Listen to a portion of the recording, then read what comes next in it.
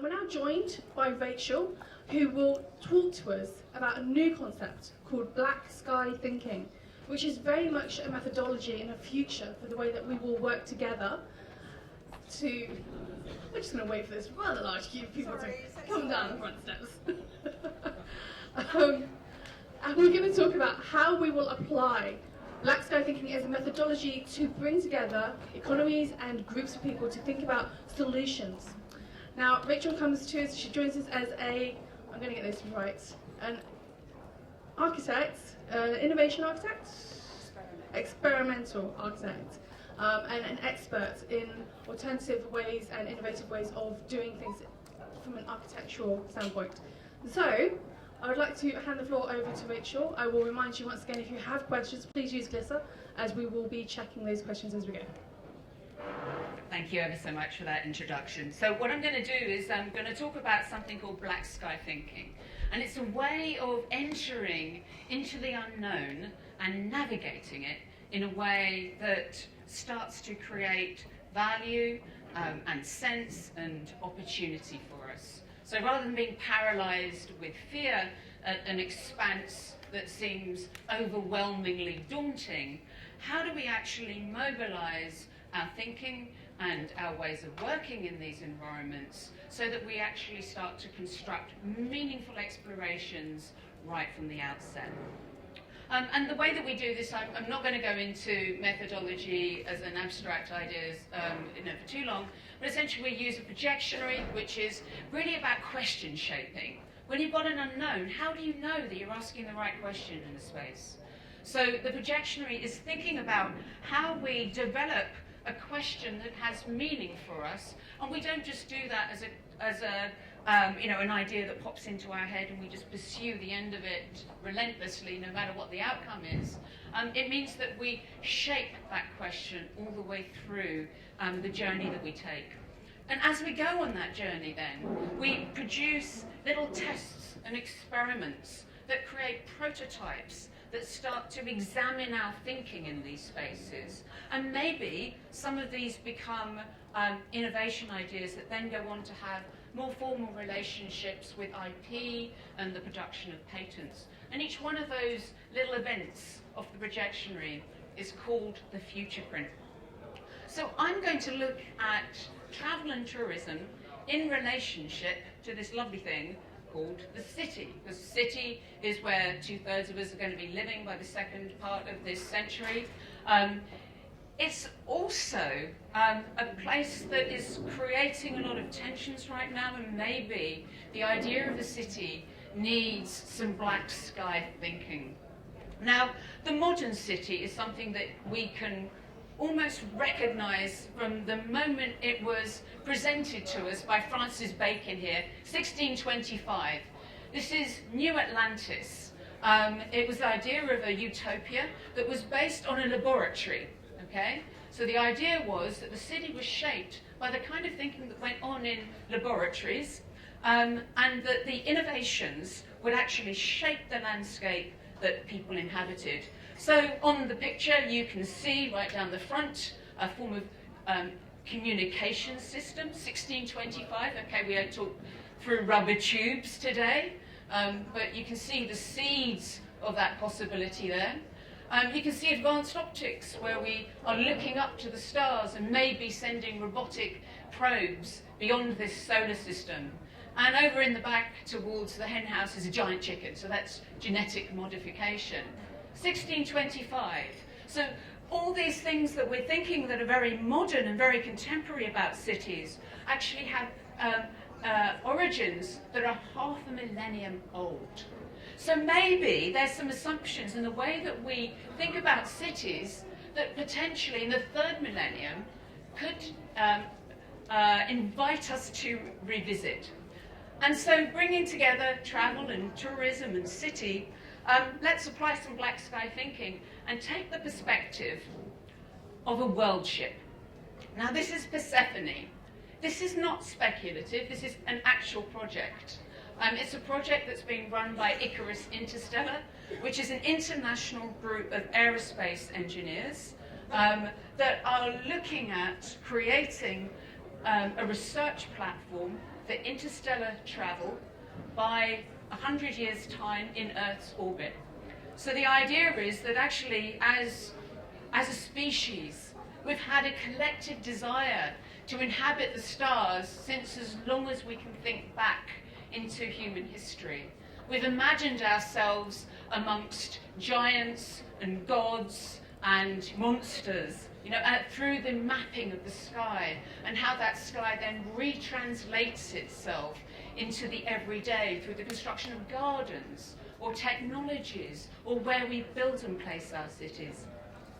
So if we take again this lens of possibility, if we were going to think about what kind of city we would send to the stars, what might that be? Would that just be a modern city that's revamped, according to their latest digital technologies, and make it smart and stick it inside a tin can and off we go? What I've done in this particular case is actually take a thought experiment that was initially conceived by Stephen Jay Gould in relationship to the origins of life.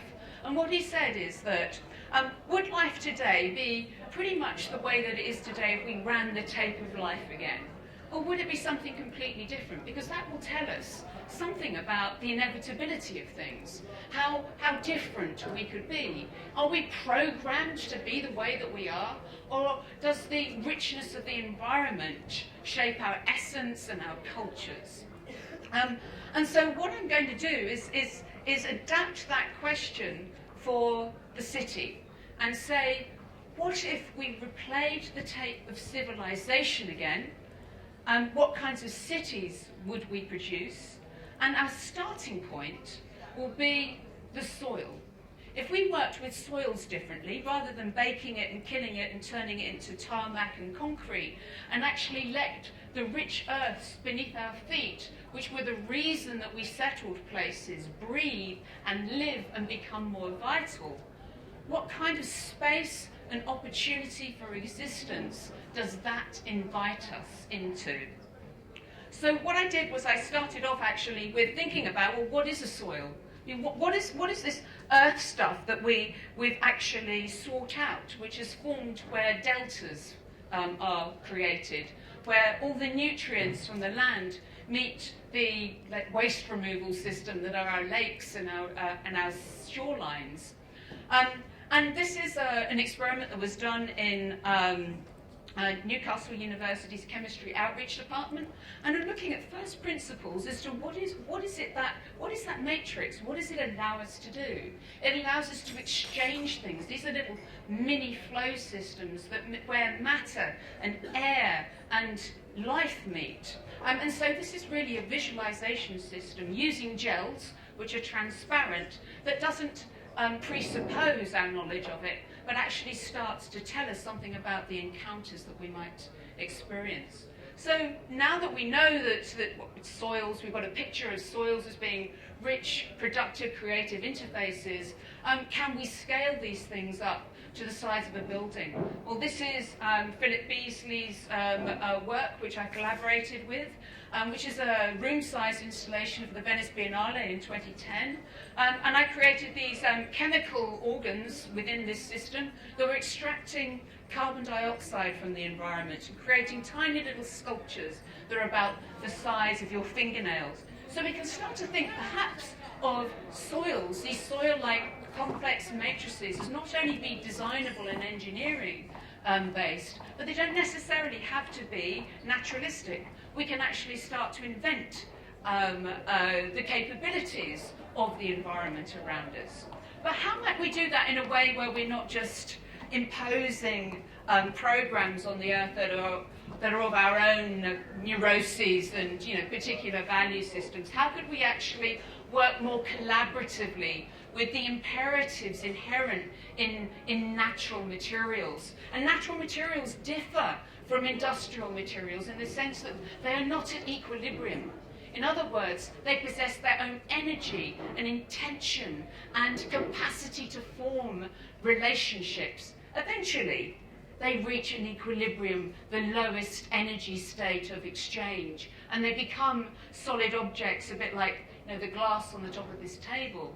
But until that happens, actually, nature has a huge agency that we can work alongside. We might think of a form of natural computing where we start to talk to the environment through chemical programs rather than abstracted softwares to actually shape events. So this was part of a field test I was doing in Venice, where we're literally taking the microorganisms, the algae and bacteria, which can grow their own little natural rocks, almost like a bioconcrete, around the foundations of the city, and think about how we might start to program that with tiny little oil droplets so that we can have a conversation about a different kind of garden. Not one in a grassy enclosure in Venice, but one that actually is native to the lagoon, that is forged by the relationships between the marine wildlife, the citizens of the city, and also this organic technology. And this is another version of that idea, which is looking at how we might use problematic materials. So in particular, microplastics, which are produced by the destruction of 30,000 plastic bottles every year that are thrown into the lagoon by tourists, and the algal blooms, which are being caused by the runoff from the farming practices in the Po Delta, which feeds into the Venice lagoon. So the idea is that microplastics are really, really, really hard to get rid of. When they're big, you can get nets and you can fish them out and you can go on beach trawls and you can remove all this stuff. But when they get really tiny, you can't get nets fine enough to start picking up all these fragments. But the algae exist at a scale where they can see these microplastics and they can form attachments with them. So what if we work with this natural net system in the lagoon of Venice to actually pick up those microfragments and start to form a new kind of hybrid material, somewhere between the organic and the plastic, that can then form floating islands, potentially become a soil, and first of all may be colonized by wildlife, and eventually be settled by the people of Venice. And if there are these new materials, that's talking about a new future for plastics. What might they become? Think of functional earths like chalks and fuller's earth and diatomaceous earths, which are used in scouring powders. All of these have futures that have to be imagined through the relationship with matter. So we actually ran an experiment, and this is part of the black sky thinking method, to actually make it happen. It's not just an idea that comes out of your head. You go, okay, if we can think of a future history of plastics, then how might we go about designing and engineering and testing that? How do we know that this is something that we want? And so what we did was we ran 8 bioreactors, which are on these back shelves here, and we did a beach cleanup.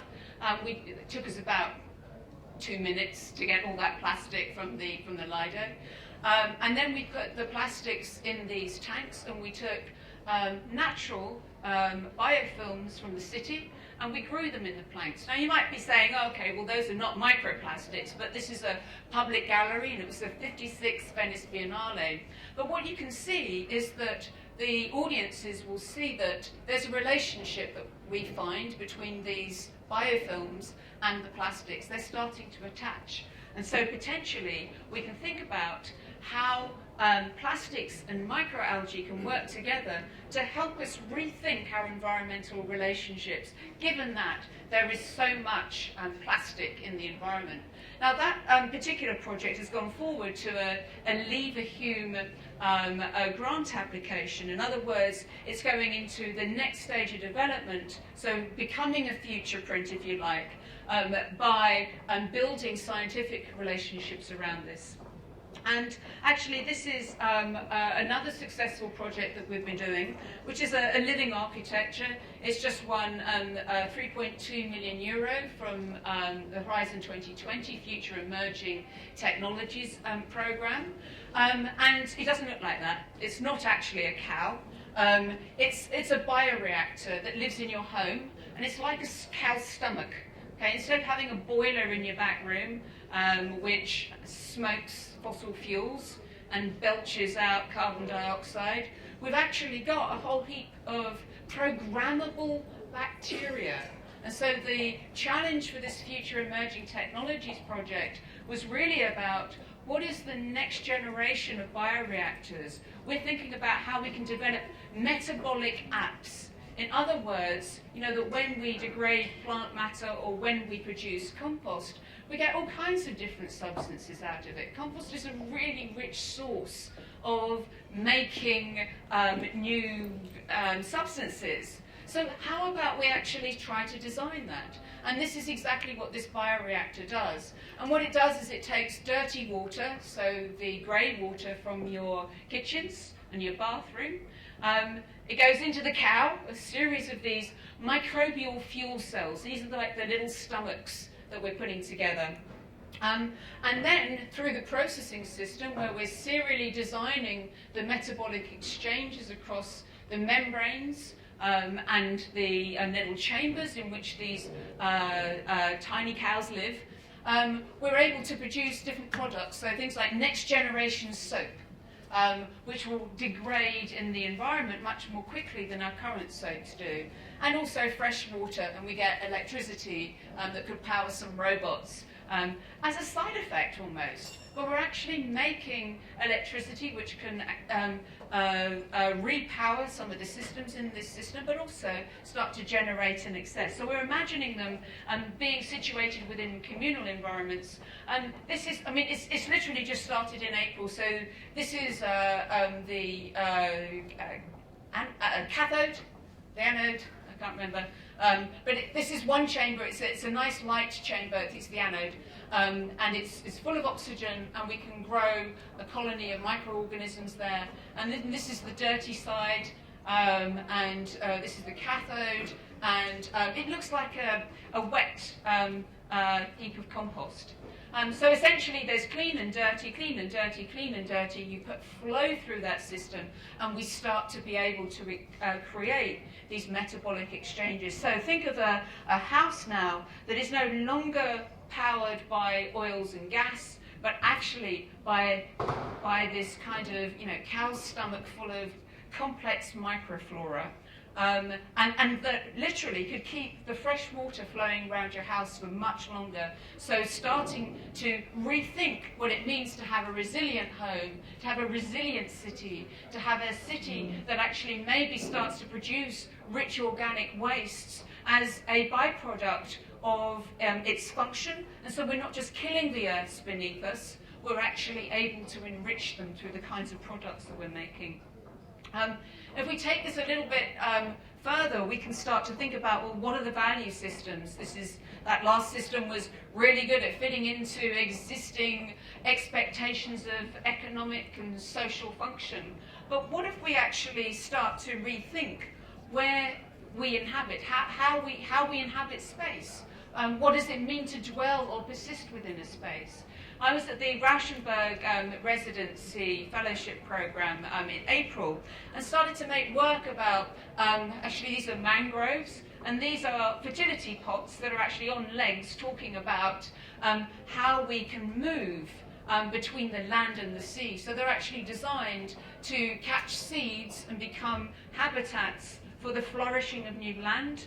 And they're on these steel legs which invite shellfish around them. So the idea that we can start to produce architectures now that don't just sit on dry land as they do in cities, but actually have a different kind of functionality, a different kind of relationship with nature when they get wet. So that when the floods come, when the water rises, actually we're not destroyed, because this is something that we're actually thinking about and selecting the materials that we design, engineer, and inhabit, based on the kinds of environments that we're expecting. But why be constrained by expectations of environment? And what about the value systems that we're creating? This is another piece of work that I did at the Rauschenberg Residency Foundation, which is why try to fix things that in some ways create more problems when you actually try to pin them down and turn them into static objects. So this is actually a witch bottle. And its idea is really about protecting the values and the things that you hold dear In this case, it was to do with the Rauschenberg property, and how on Captiva Island I could strategically place these charms, as it were, to ward off the bad things that we didn't want to happen within the land. But it wasn't trying to fix climate change. It was really reminding us what the values of living in this place were about. And it had, let's say, a much more facilitative role in thinking about climate change, in the sense that it allows us to make decisions continually and not just really fix outcomes right from the outset. So actually, working with, in Captiva there were these tourist bottles that you could get where you take some sand off the beach and then you put shells on top and you make your own souvenir. And this is really about programming a charm which was 3 components. One is that inside a witch bottle, one of which was discovered in Greenwich, which comes from the 1700s. And there are 3 components. One is you put something bad in the bottle that you want to contain, so it symbolises the harm that potentially could be done to a place or a person. The second thing is that you put something of that place or that person that you want to protect inside the bottle. And then the third thing is that you put the purifying systems in there, so things like charcoal or honey or things that emit light. And so this was a program that was developed to be contained within a bottle.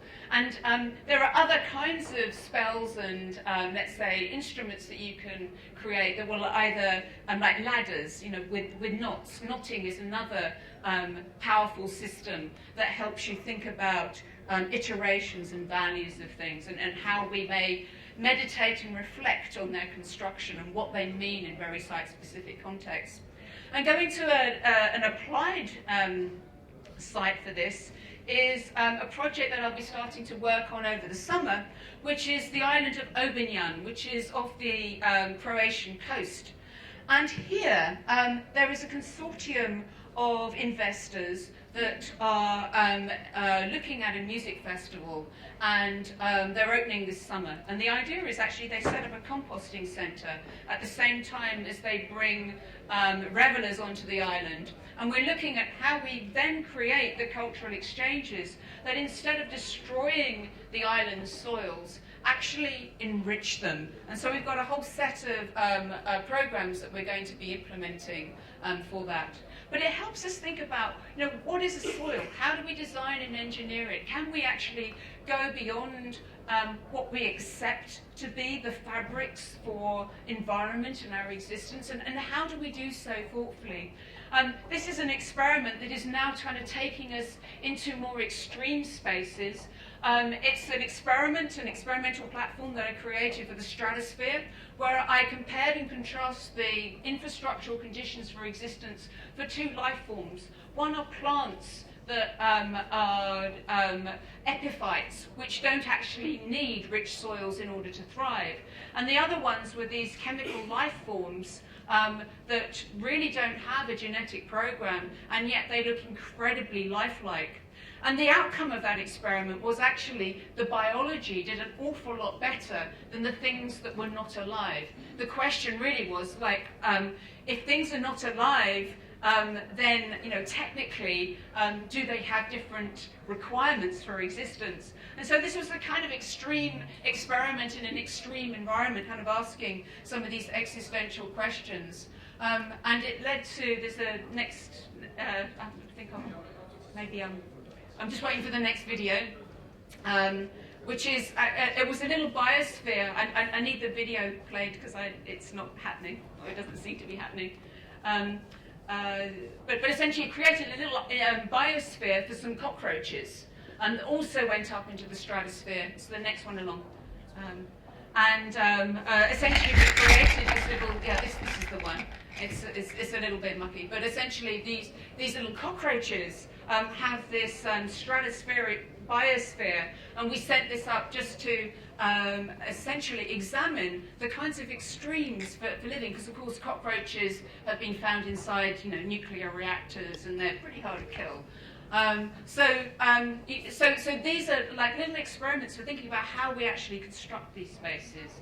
And I'll And so essentially, really then, how do we start to observe and record and engage with new possibilities as a kind of immersive reality, not as a kind of digital projection, but actually as analog spaces? I think for me the big challenge is, how do we go beyond the representation of things and start actualizing and rematerializing possibilities? So this is at the Palais de Tokyo. It's in Paris, and I created a space here that allowed us to see, let's say, a multi-dimensional transition from one media to another. And so these are Medaka fish. These are symbolic and actual in the sense that they are the only vertebrates that have successfully bred in space.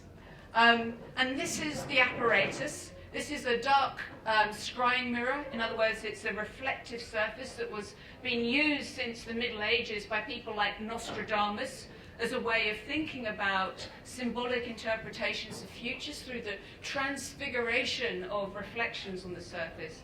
And then there's a disc here, which is also a performance platform for circus performers. Now, the lensing of this space is really important, that the light is coming through the bowls into this surface. So we've already got a complex exchange of images and possible states of existence. And so in such an extreme and weird space, we need to invite circus performers. This is Methany. She's a contortionist.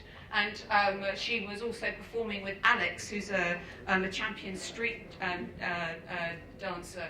And so within this incredible space, when the metal disc rises, you get this hall of mirrors that suddenly appears. We had to hold back the toddlers from the space because they were all wanting to kind of rush into the pool, a bit like the Pied Piper and the rats. But this space became a space of wonder, a space of enchantment, a space of new possibilities where humans weren't necessarily related to, or confined to Earth. They could inhabit the water, or they could inhabit these extra dimensions. And really, that's where we're seeing industry going now. We're looking at some of these alternative relationships with the natural world. This is Arup's intelligent building. So this isn't just fantasy. We do work with industry. And I think that the idea of, we've constructed life, or we think about genetic programming as being a very important technology, but I'm going to suggest that synthetic soils and how we design environment is a huge new opportunity for business, design, and engineering. So thank you. Hold on a minute, Rachel. We have questions. Stay with us. So, while the guys are getting the questions up, what I wanted to kind of identify on this was that we're talking really about this idea of actually something quite interesting with the architecture that actually links back to what Benita was talking about with the economy of sharing and this idea of collaboration and individuals coming together to collaborate, exchange, and peer-to-peer exchange. I wonder how this applies in the context of collaborative architecture and some of these structures that you're talking about, some of these cultivations that you're talking about, perhaps being something that is done in a more collaborative way. Do you see that being something that will happen? Oh, absolutely. I think that what we're getting is this overlapping of different ways of thinking. This is not about hegemonies where everything is, there's not one theory of everything anymore. In order for us to live a rich and varied existence, there are different ideas, and some of those are competing, some of those are paradoxical. I think that, constructing these spaces is really about how do we navigate complex and sometimes contradictory states of existence, and how do we do that in a way that is humane? We must take an ethical position on the construction and inhabitation of these spaces, and we must have value systems that we construct together. It is not sufficient for someone else to kind of go, oh, your value is this, and your value is that, and your value is something else. No, this is something that I think for this kind of sharing economy that we can co-construct values. That this is absolutely imperative to where we are right now. Okay. And one of the other things I know is that a lot of what you're talking about in terms of the ideas and where this is evolving into is very much the interconnecting of ambition and science, and the idea that perhaps we're getting a little bit close onto what some might call near-edge science or sci-fi, perhaps. I note here that the most popular question is, what is your favourite sci-fi film? I must say that I'm of the Lebbeus Woods school of thought, which is I don't deal with fictional scenarios. I am deadly serious about what I'm doing. There is nothing fantastical about the way that I approach, let's say, extreme ideas. I am extremely pragmatic. And as you can see, that all the way through, I test and examine, reflect, collaborate, kind of share, these platforms and these opportunities. So I would completely say that this isn't anything to do with fiction. This is actually about constructing real experiences, real innovations, real things about real people, and it's happening right here and now. But what is different is actually about the inclusivity, about the tolerances of the space. One of the things that science does do is it collapses things into controls. It takes a very singular pathway through possibilities. It tries to exclude risk from experiment. And I want to kind of invite that in, because risk is actually part of our existence fabric. Now, it may or may not suit certain audiences to work in that way, but this is how, I'm constructing the black sky thinking space. And my favourite sci-fi film has to be Brazil. I love Brazil. It's so contrarian. It's based in a city, and I love Robert De Niro popping out of walls. He's just fantastic. And I do think that there's something interesting in that, though, in as much as I think the perception of sci-fi nowadays is often very confused with actually where the real science is at. And there's a lot of misconception about actually what is real and what is present and what is here right now versus necessarily what is fictional and somewhere off in the vast distance, which is when we get into this, Well, I think there is something to do with, declaring your methodology and your position in relationship to the idea, because I think in design we have a habit of just declaring the end result and really not revealing our methods because we're afraid that someone's going to rip us off. There's a certain amount of protectionism in the thinking, and with science we kind of want, the open source idea, but then there's this kind of a weird trick that we do, which is IP and patenting until we've, kind of got revenues on it. And as far as I'm concerned, I think it's about being honest with each other. Where are the discoveries and the potential for further development? What do we already know? But we kind of need to declare all that, and I think that people just want to jump to the end result and go, well, that's possible, or that's not possible, or, and kind of judge it on the basis of an image rather than actually a considered set of processes and relationships that get constructed, through the projection, through shaping a question.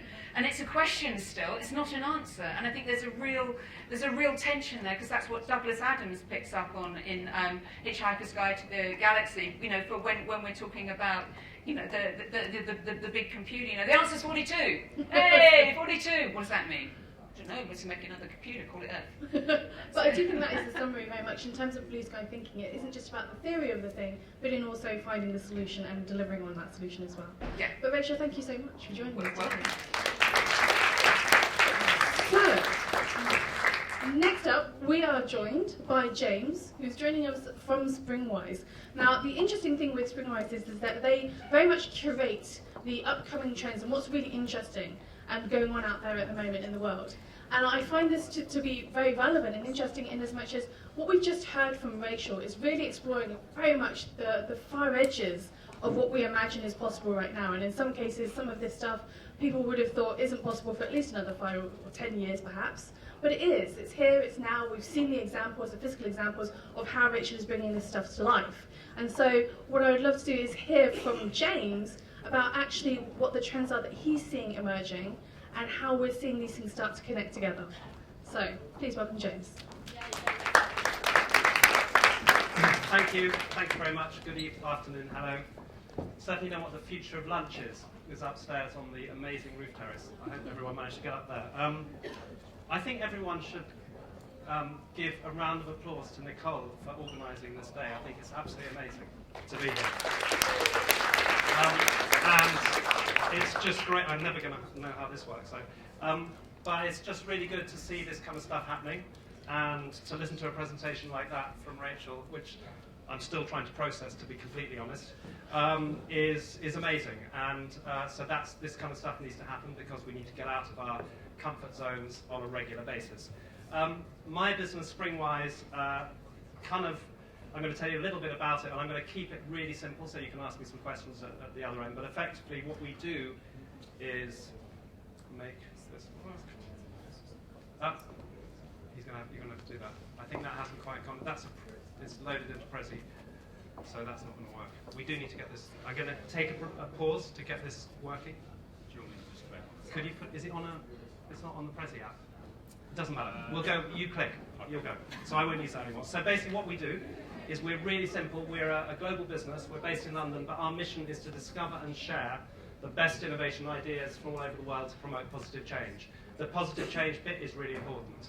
And I think we've seen that as a theme through everything we talked about today so far. And our view is that if you understand what entrepreneurs are doing around the world, you understand much more about innovation than you can with massive great documents and theories.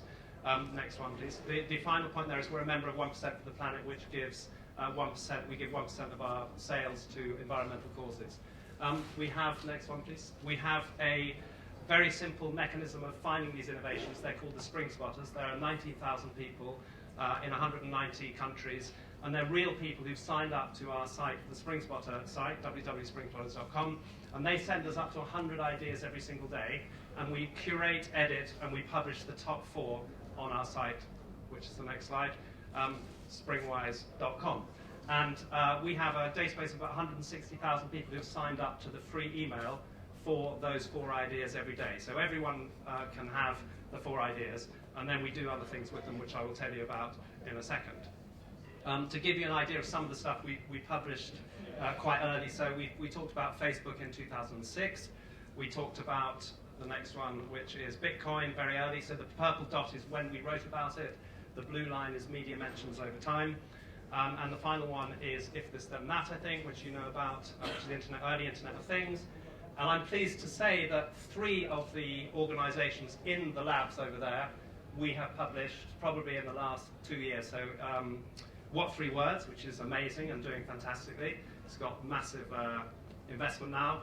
Fat Maps, which is superb, which we work in an Ordnance Survey backed geolocation hub, and the Fat Maps guys were next door to us for a bit. And the other one was Blipper, who we know very well. So we're and our idea is to get there quite a lot in advance of other people so we can see what the outliers are doing. And this is another kind of product that we have, which is we talk about culture. So we believe that the future of travel, the future of retail, the future of work, it's all one thing. And we're all changing behaviors very, very rapidly. And therefore, culture and how we kind of get stuff done in the future is absolutely fundamental to what we're doing in any topic, in any subject, or in any industry. So that culture thing is really, really important. Thank you. So future travel, can't possibly talk about it in 15 minutes. So I thought I'd do 3 things that we've seen. And the great thing about, or 3 ideas or trends that we've seen, the great thing about Springwise is it's always real businesses. So we never talk about theory, we always talk about something that's actually happening somewhere in the world. And where we find great insights is we look at different industries, we look at different geographies, and kind of what the startups are doing and what the innovators are doing, and we kind of put that together to help bigger businesses and more legacy organizations move forward fast.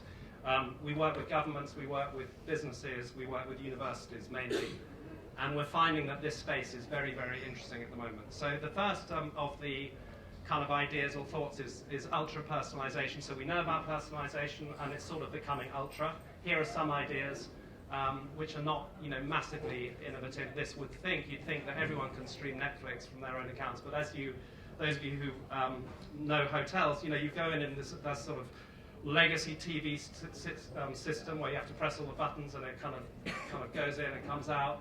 And actually it's ridiculous, but the trouble with the hotel chains, they're all locked into using that system for some deal that some sales guy's done for the next 25 years.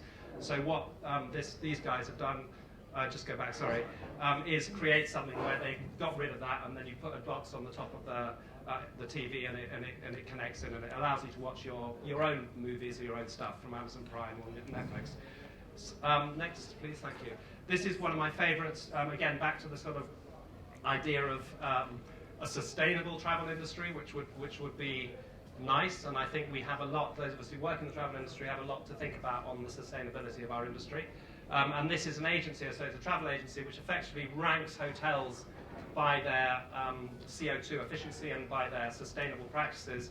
And then if you book a hotel that doesn't offset its carbon, then they will do that for you as part of the price. And it's 26 kilograms of carbon for one night stay in a hotel. So that's a really good Swiss invention, green hotel world. Next one.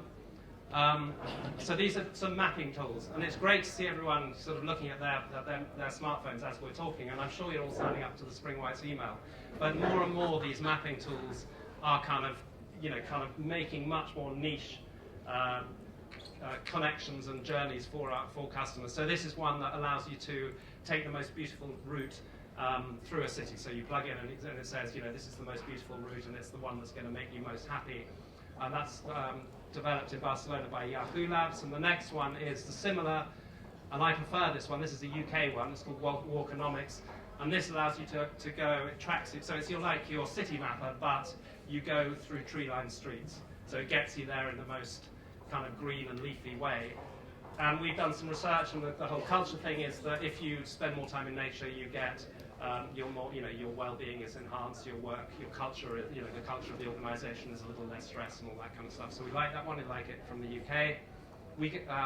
This one does interests. So it's like, depending on what your interests are, you plug in what you like, and then it takes you on that walk around the city. So imagine this in any city. You can just basically, the days of the guide and everything are gone. This is kind of very, very specific and personal. And then this is a bit weird. But it is ultra personalised travel, right? So this is a Dutch business that takes the divorcing couple. Anyone up for that? Nice. And it puts you in 2 luxury hotels next door to each other, and they basically do the divorce negotiations over a weekend with lawyers and financial guys on tap. And it kind of does happen, and this business does exist. It's happening in Holland at the moment. So the next, okay, that's that. So then we kind of talk about experience, really important, in spite of all the AI, the virtual reality and all that kind of stuff, the human experience. The word authenticity I hate, but it sort of says what it does. And this bit is all around kind of getting together with the locals. And again, all technology enabled, but it shows you kind of how the thing's evolving into, again, it keeps the personalization theme. And this is all around guides so it's like a next generation TripAdvisor, but you choose the person who is reviewing. So you basically go in and you say, I'm like that reviewer because I like these things, and then they will show you around the city. So it's kind of nice. Next one is, so this is a slightly scary one. This is in Panama. You can go around the city with former gang members. So that's kind of maybe slightly scary, but actually it's a fantastic initiative. And one of the things we like to do on Springwise a lot is talk about social innovation. So we care a lot about business as a force for good and innovation as a force for good. 15% of our articles that we publish are either sustainability or eco-related or social innovation. And this is actually part of a project to get people who have been in prison, rehabilitate them into society, and then give them something to do. And as you know, if you haven't got anything to do, you get bored and you go off and do stuff that's not good again. And of course, it's a fantastically interesting tour because you learn about what's, something that you never learn about from a guidebook, and you talk to the guys and they tell you what it was all about. So I think I really like that one. Another one, this is in Nepal. And it connects craftsmen with tourists. So it's basically if you want to go and learn how to fish with someone in Nepal or learn how to bake, it's a kind of community app that puts you together with those people, and you're hosted by the people, the guides, and you can go and work and learn their crafts if you'd like to. Next one, going quickly, and this one you've probably seen. This is Iceland Air. So I think they have a slight problem with people actually dropping off in Iceland and stopping because they fly over on their way to other places. So what they said is, and the CEO himself was very interesting because he did this. So you say if you come into Iceland Air, you can stay a couple of days up to a week, and they give you a buddy from the Iceland Air team. And the CEO himself takes tourists around and shows them how to fish or how to do whatever they do, build igloos. So that's, again, it's quite a nice little idea. Third one, sort of beyond Airbnb. So if you read the latest Kevin Kelly book, which is called The Inevitable, he's the founder of Wired, co-founder of Wired, and The Inevitable is the kind of the 4 macro trends which are definitely happening. We're not quite sure how they're all going to play out, but the sharing one is clearly continuing at a huge pace. And so I thought I'd just do a little bit on that from the travel point of view. This is one you guys will love, I'm sure. First one. This is Airbnb for cannabis smokers, and it is Bud and Breakfast, which is a fantastic name. It was a very expensive ad agency came up with that one, or a couple of guys sitting in, yeah. But and this is basically, the interesting thing about this is peer-to-peer, so it doesn't involve us. There's no central kind of Airbnb, but it's peer-to-peer, and it's a network of B&Bs which are cannabis friendly. And as you know, that this legalization is happening all across the States and all across the world, so it's a kind of an interesting, innovative way of traveling. Probably just sort of fly everywhere. And this one is a last minute kind of, I haven't got anywhere to stay, 5 minutes late, I'll be on time. 5 minutes left, I'll be on time. And this is kind of last minute, and it verifies you within the app so that you're not going to get the wrong kind of people in. So it's very last minute accommodation. Next one, please. So this is good. We saw another one yesterday, which was you could offer translation services in exchange for accommodation, and this one is you basically go and stay with someone, and if they need some building done or something like that, they're on holiday but they know how to build, or they're an electrician or something, they will give you services so they'll work for a morning with you in exchange for the accommodation. So kind of like that one. And then this is sort of moving into, it'll be VR, so the guys at Jaunt will be doing this next door soon, but this is kind of, you don't actually have to go there, but you have locals who give you downloads, and in terms of trip planning, so you can hire someone in, I don't know, in Vienna to show you around at a various district. They'll walk you around, they'll give you a video stream, and then you'll decide whether you want to stay in that district or not. And that's a Turkish one. And then the last one, which is weird, I just put it in because I like it. So this is the tourist board of Hiroshima. Not the most popular place to go, but they've decided that, I think it's to do with cats being quite popular on the internet, but what they've done is they've filmed their promotional video through the eyes of a cat, so at the level of the cat. It's fantastic to watch. And it goes around, you see the whole of the town through the cat's kind of view. But what it also does, you also meet all the other famous cats in Hiroshima, and there are some apparently. So again, but it's that would, I imagine, go quite viral. So I think that's kind of the end of that. So 3 things I'll talk to you in a second. We do lots of reports and stuff. So Springwise, we do intelligence, which is always based on the ideas. We have a searchable database, which is next. This is a bit of a pitch. But it's okay, James at springwise.com. And then don't press the button. So I just conclude, and then I'll show you a video. So it's kind of like a little bit of a romp around these 3 ideas, but I think that, in this kind of massive, fast-moving world, I haven't talked about data and AI and all that kind of stuff, because I think we know it's happening. The thing that strikes me always in travel is that it's such a precious, amazing industry, and it's how we all discover other cultures, and we're a kind of generation, and I'm probably an older generation in this room, but where we have had the privilege of traveling around the world and seeing stuff that is, you'd never been able, my parents never would have seen. So we have to look after all that. We have to look after our world and look after the planet. So there is a massive sustainability issue in this industry which needs to be sorted out, and we need to think about on an ongoing basis. The kind of whole personalization is kind of coming very fast. The data behind that and the use of that data by business is interesting as an ethical point, and how much do we want to be followed and seen?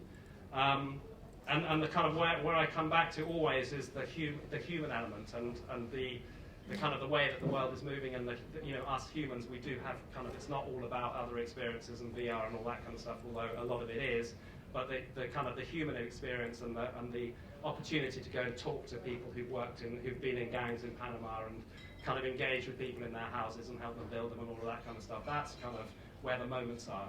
And that, I think, is where the alchemy is. So it's been great talking to you. Thank you very much. I'll show you a quick video of something I saw last week. You may have seen it. It's about a virtual reality trip to Mars for school kids, but thank you.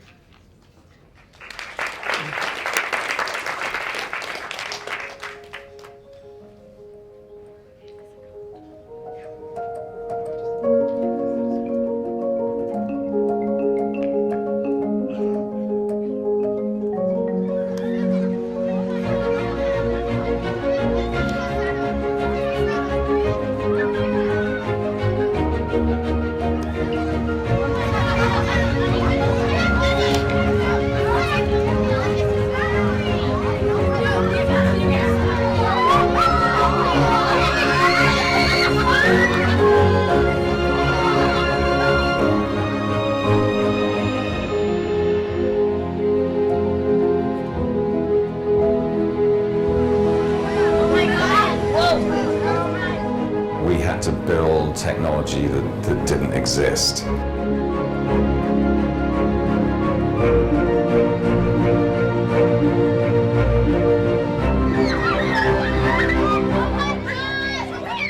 You could see like what we were going by on the screens, and then you could feel it, so it felt like, oh, we're going past that. Oh, now I feel that we're going past that. It felt real.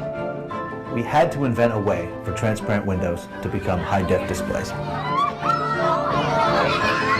Currently, with the VR headsets, it does isolate you, whereas this, particularly with the children, they were able to point things out to each other to really enjoy the experience communally.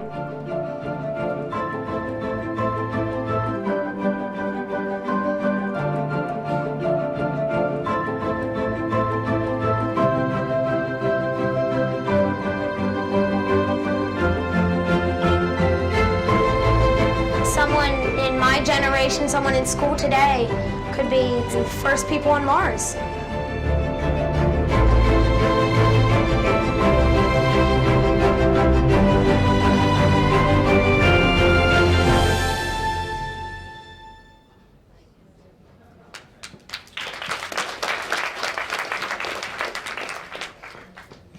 Come back up here, James. Come and talk to us. So, really inspiring video, I thought.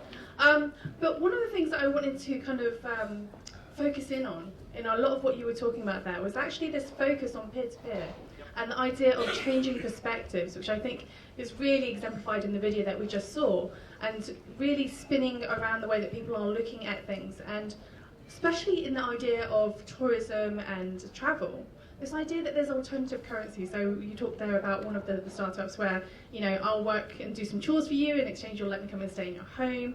And again, this edges on the edge of the sharing economy, but also just looking at the alternative value of the individual.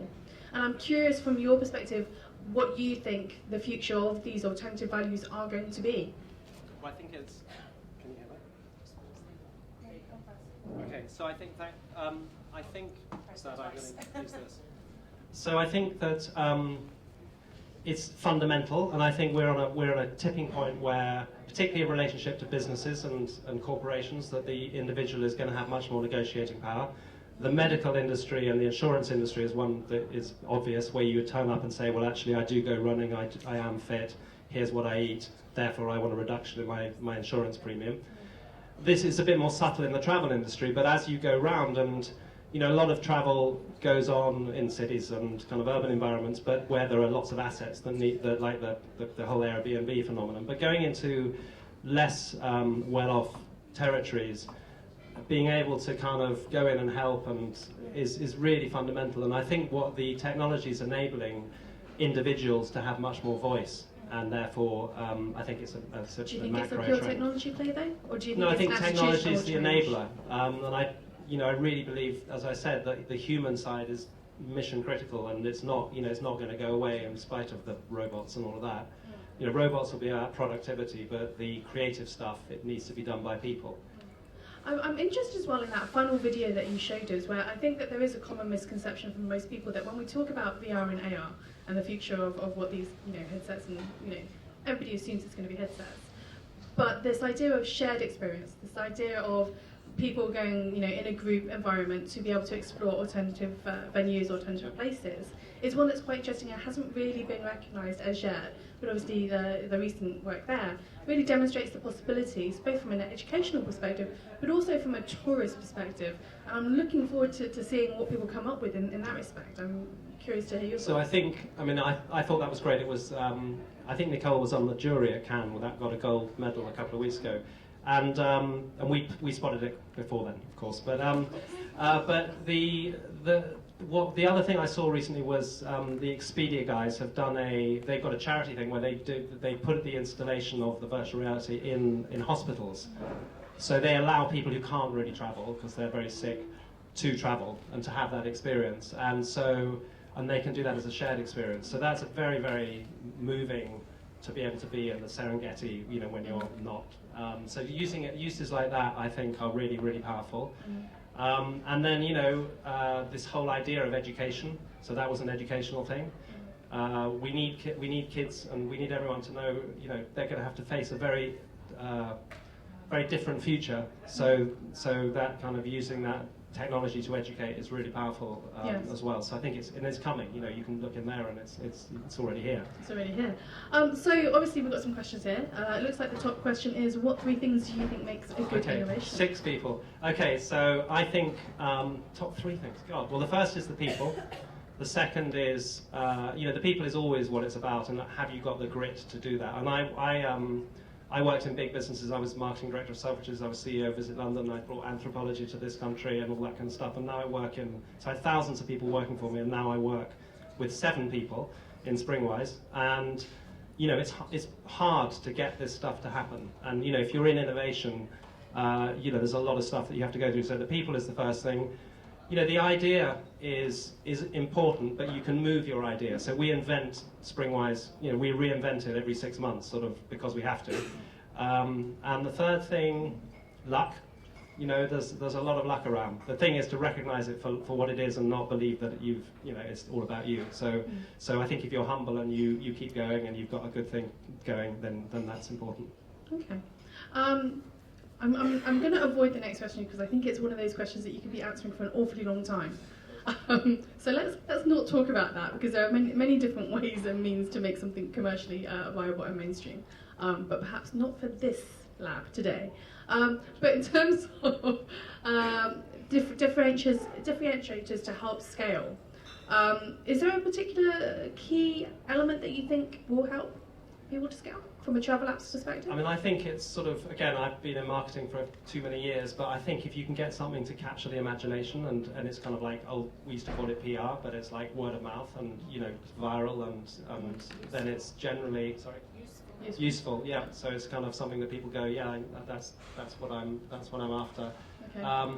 I mean, the thing is about this niche stuff. So if I'm in the cannabis smoking button B, then I'm kind of, I'm going to tell. You might say that's not niche. No, but exactly. But it's growing very rapidly. But that is going to have an audience that it's useful to know about that for that audience. So therefore it will scale, but it's going to scale in that audience as opposed to relevancy. More broadly. I think it's probably exactly. Relevancy. There you go. Yeah. Thanks a lot. Don't need me to answer the questions. And just finally, in terms of the technology you think is going to have the biggest impact in the next 12 to 24 months, help us all to make a decision on what we're going to invest in. It's a really, really hard. So I think, I do think that virtual reality is moving very, very fast, but I think it's right at the beginning. So whether it's the 12 to 24 months, no. I think, so... As somebody who works in VR, I'm going to say, no, don't worry about that just yet. Okay, so there you go. So we're at the beginning of the journey. So I don't know, no one else knows really. None of us know. And again, I think it comes back to the people, the relevance and all of those things. And technology is an enabler. It's definitely... it's not like the boss. We're the boss. I think the one theme that travels through all of those trends that you've discussed and all of the businesses that you've discussed is really peer-to-peer and perspective. And that's nothing to do with technology. Perspective is very much about individual ideas and how the individual perceives something. So I don't think it's necessarily about technology. But thank you so much for joining us today. Thank you, everyone.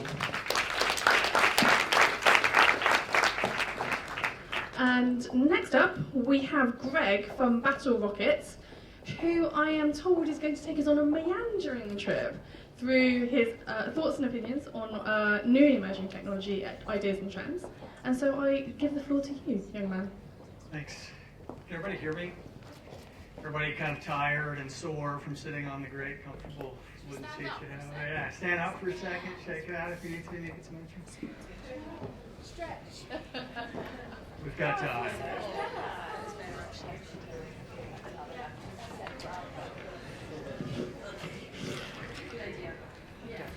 I've been there, and we did our summit here a couple of weeks ago, or about a month ago now, and it was, we had people here all day too, so it's a tough spot to be in. Thanks everybody for coming out. Really, really appreciate you being here and the opportunity to get to share a couple of things with you. It likely will be meandering and a peek inside the chaos that's my brain, because some of this came together last minute. So no real apologies for that, and I'm just glad that you're here. Not really sure who said it. There's a lot of debate around it, but there's been the discussion. There's only 2 plots in all of literature, and that's that a man goes on a journey and a stranger comes to town. And I was thinking, the more you think about it, that's really one story from 2 different perspectives. But either way, Either way you look at it, it's about travel, so we're in the right spot. Everything about literature is a travel story, so that's interesting. And for us, travel is inherently a mobile story, and the company I work for, Bottle Rocket, is a mobile experience company, working for some top brands, and I'll share one or two case studies with some of the work that we've done there in just a bit.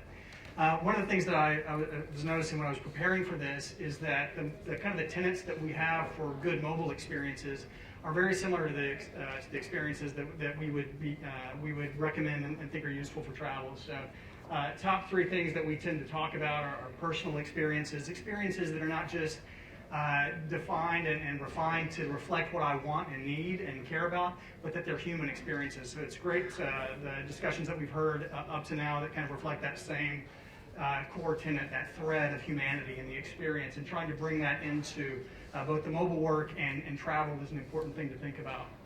We also talked about frictionless, removing all the barriers to doing that thing that you want to do very quickly. Don't make me spend a lot of time configuring and doing this. Remove those steps from me where you can. And a lot of that has to do with the fact that it might be contextual. So be aware of the environment that I'm in and respond accordingly to that. Make it relevant to the situation that I'm in at the moment. And while these are the three things that we talk about the most, the things that we think are most important, there are a couple of other things that we think are also equally important. Beautiful. The experiences should be beautiful on mobile. A travel experience should be some of that too in many degrees. And by beautiful, I don't just mean the way it looks, I mean how it's designed, how it feels, and what it does. Simple. I ought to be able to understand it and know what the value is right away. I think in travel many times the value of getting from one place to the next, you're trying to get there, and you lose the connection in the middle of that trip when it's most frustrating and dangerous for you as in an emotional state. So simple, that I get it, I understand it, I know what to do.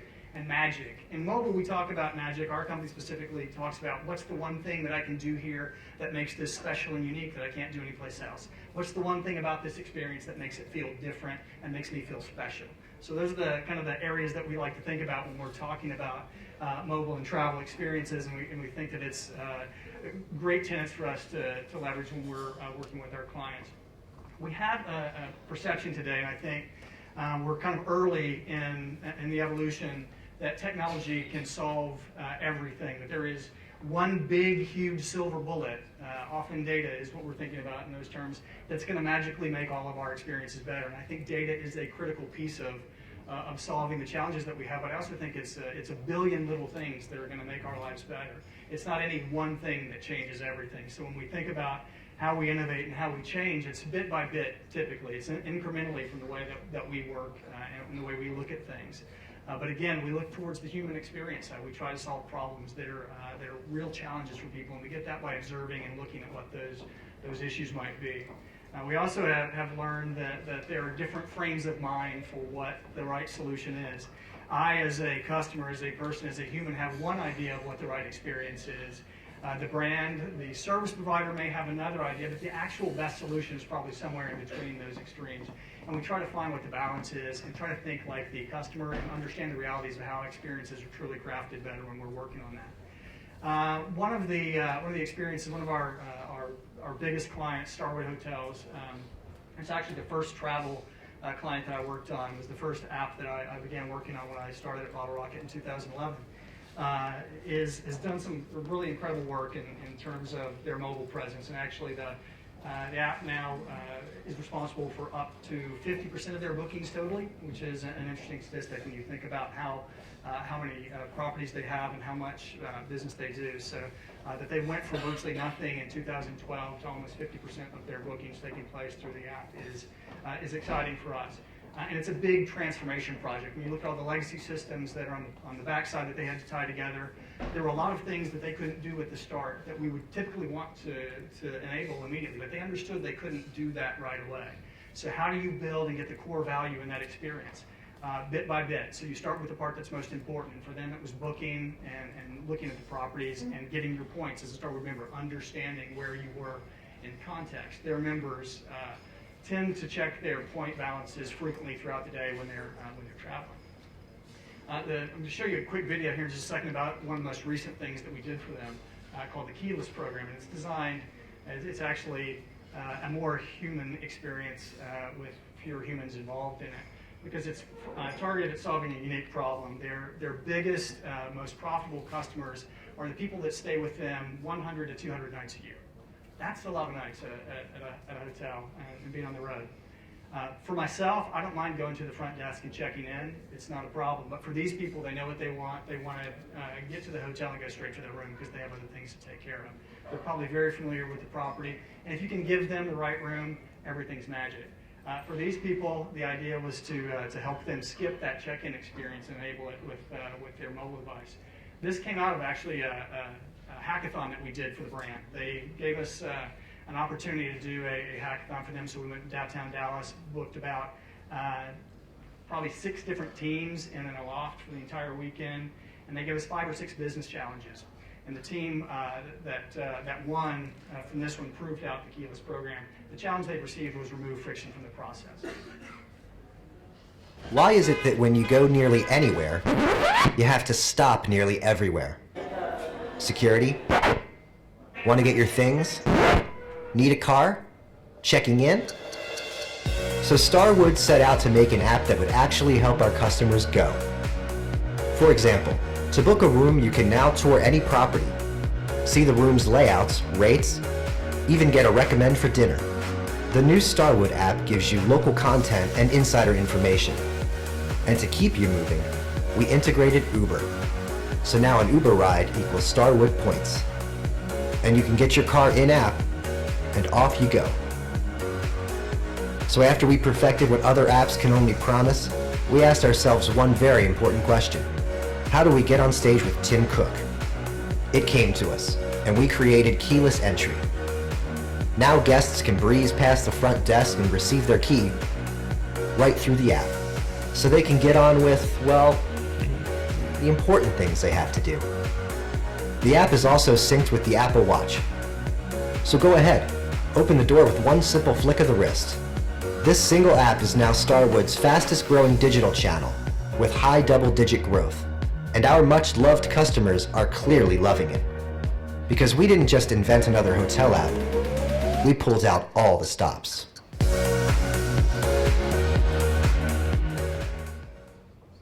I get to thank Ogilvy, New York for that video.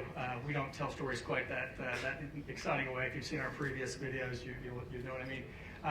Just a great example for me of taking piece by piece and making the experience better. That's not right for everybody. There's a big investment for the brand to do that too. It's innovation a piece at a time. Another great story. We talk about when we think of Uber frequently as what a great service experience they have, but they also have an amazing opportunity with the data that they have to tell unique brand stories and to kind of share a little bit about the culture that they have. So they recently published from some of the transactional data that they have. They did a fare drop in a part of New York City, and they just wanted to kind of take a look and see what the impact was.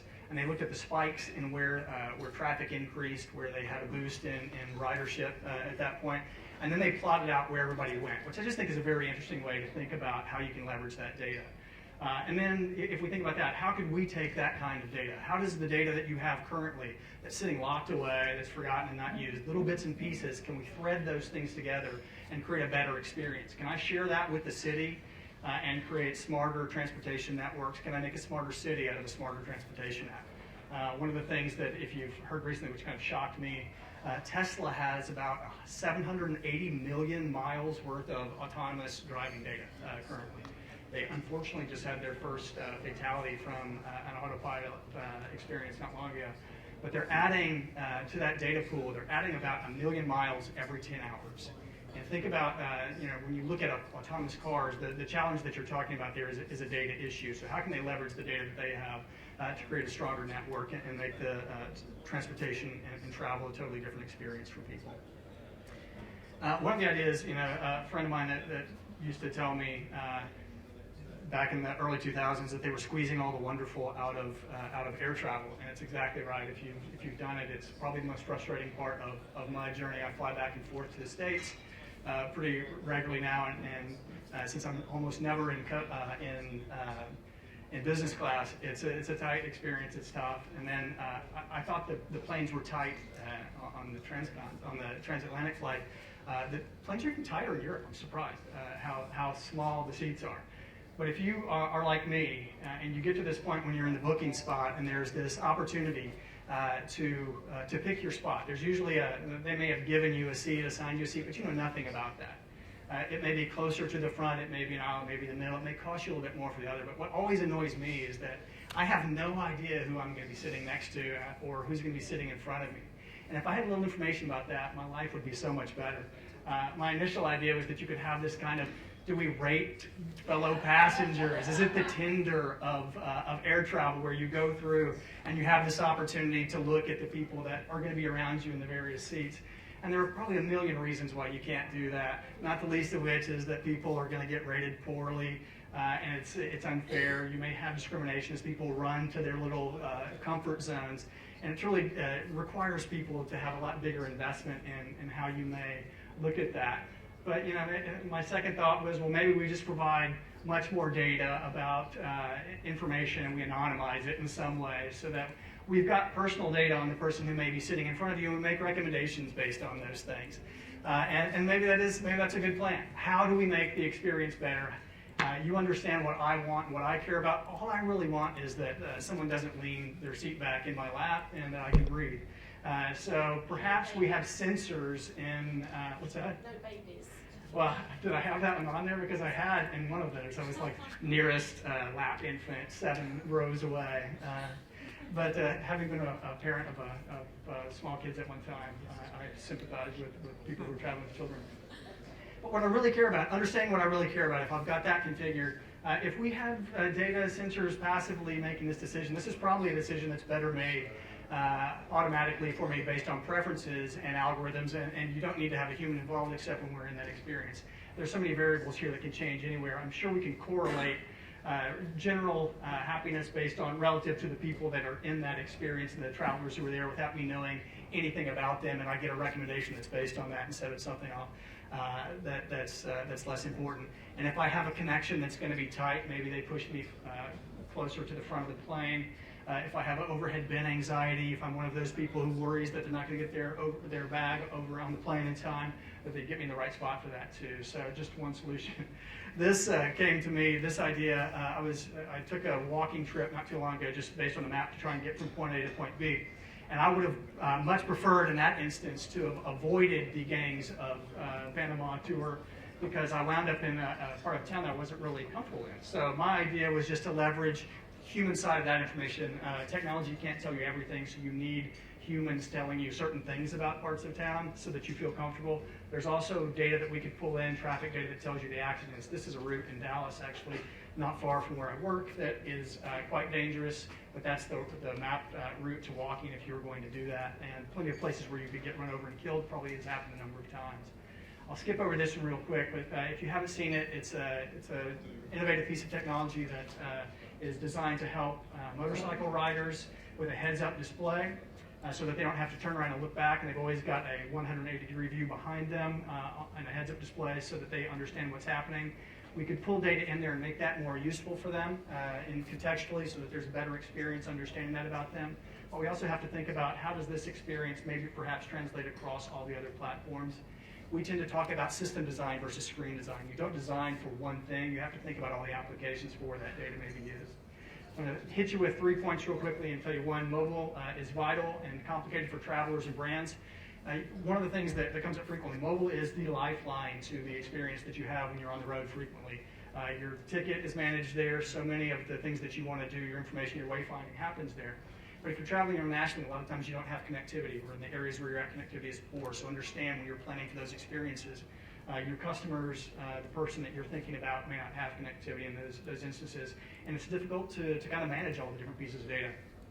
Start small and change often. Figure out what the biggest pain points your customers have, and if you can solve that, solve that. That's what I would recommend, solve that problem. And then ask different questions. Innovation really isn't about how do I make this a better, faster booking engine. Ask the question, why do I require this to be booked in this way anyway? When you think about where true innovation has come from, it's been changing the question and framing that question in a different way. I just recently read, and this is the last point, the Wright brothers biography from David McCullough, and it was really interesting to me.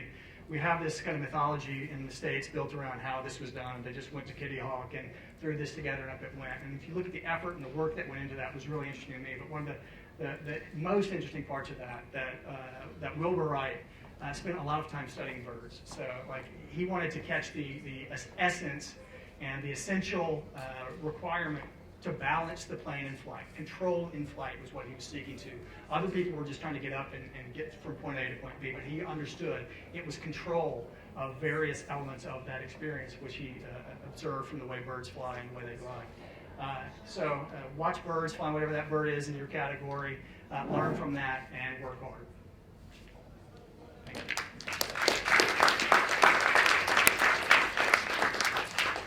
Thank you. Stay with us, Greg. Hold on. Greg, come back. So we do have a couple of questions, but we don't have much time. So I'm going to make one quick observation, which is that I think a lot of what you're talking about is actually just about letting people get back to actually just living their lives.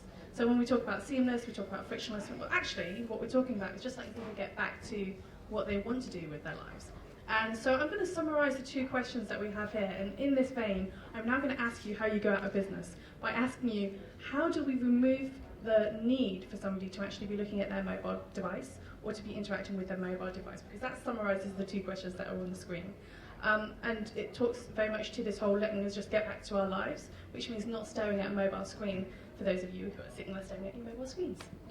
Yeah, and I agree with you. The only reason we have interfaces the way we do now is because we can't do things with our brain yet. That's why I always like to think about this. And as we evolve towards that point where we get to that, it's really about, that's why I think connected human experiences. So what are the points when you need information and aren't inundated with things otherwise? So how do we smartly understand what the likely need states are for you and deliver information in that point and allow you to connect when you need to? The inundation of information, it's usually desperate for me. When I travel, it seems like every time I have to relearn what the experience is, and if you're traveling to a different country that you haven't been to for a while, it's slightly different every time. So there's always a need for me to get some information, but it's always difficult to find that too. So I think better planning helps and documents, but that is a great question that we haven't totally cracked, but are looking at. I don't think, and I saw a question there about apps also. I don't think you should have to rely on a specific app all the time to do all of those things. What is the right utility value and convenience that you need from that particular situation? If we can aggregate those in different ways, that's great. But I think in most cases, it's a combination of technology and people that we need. Often you have to search to find things when you're using technology, and that wastes time that you don't have anyway. So if you can find the right person, I would never suggest that we totally remove humans from the experience. Okay. Thank you very much, Greg. Thanks.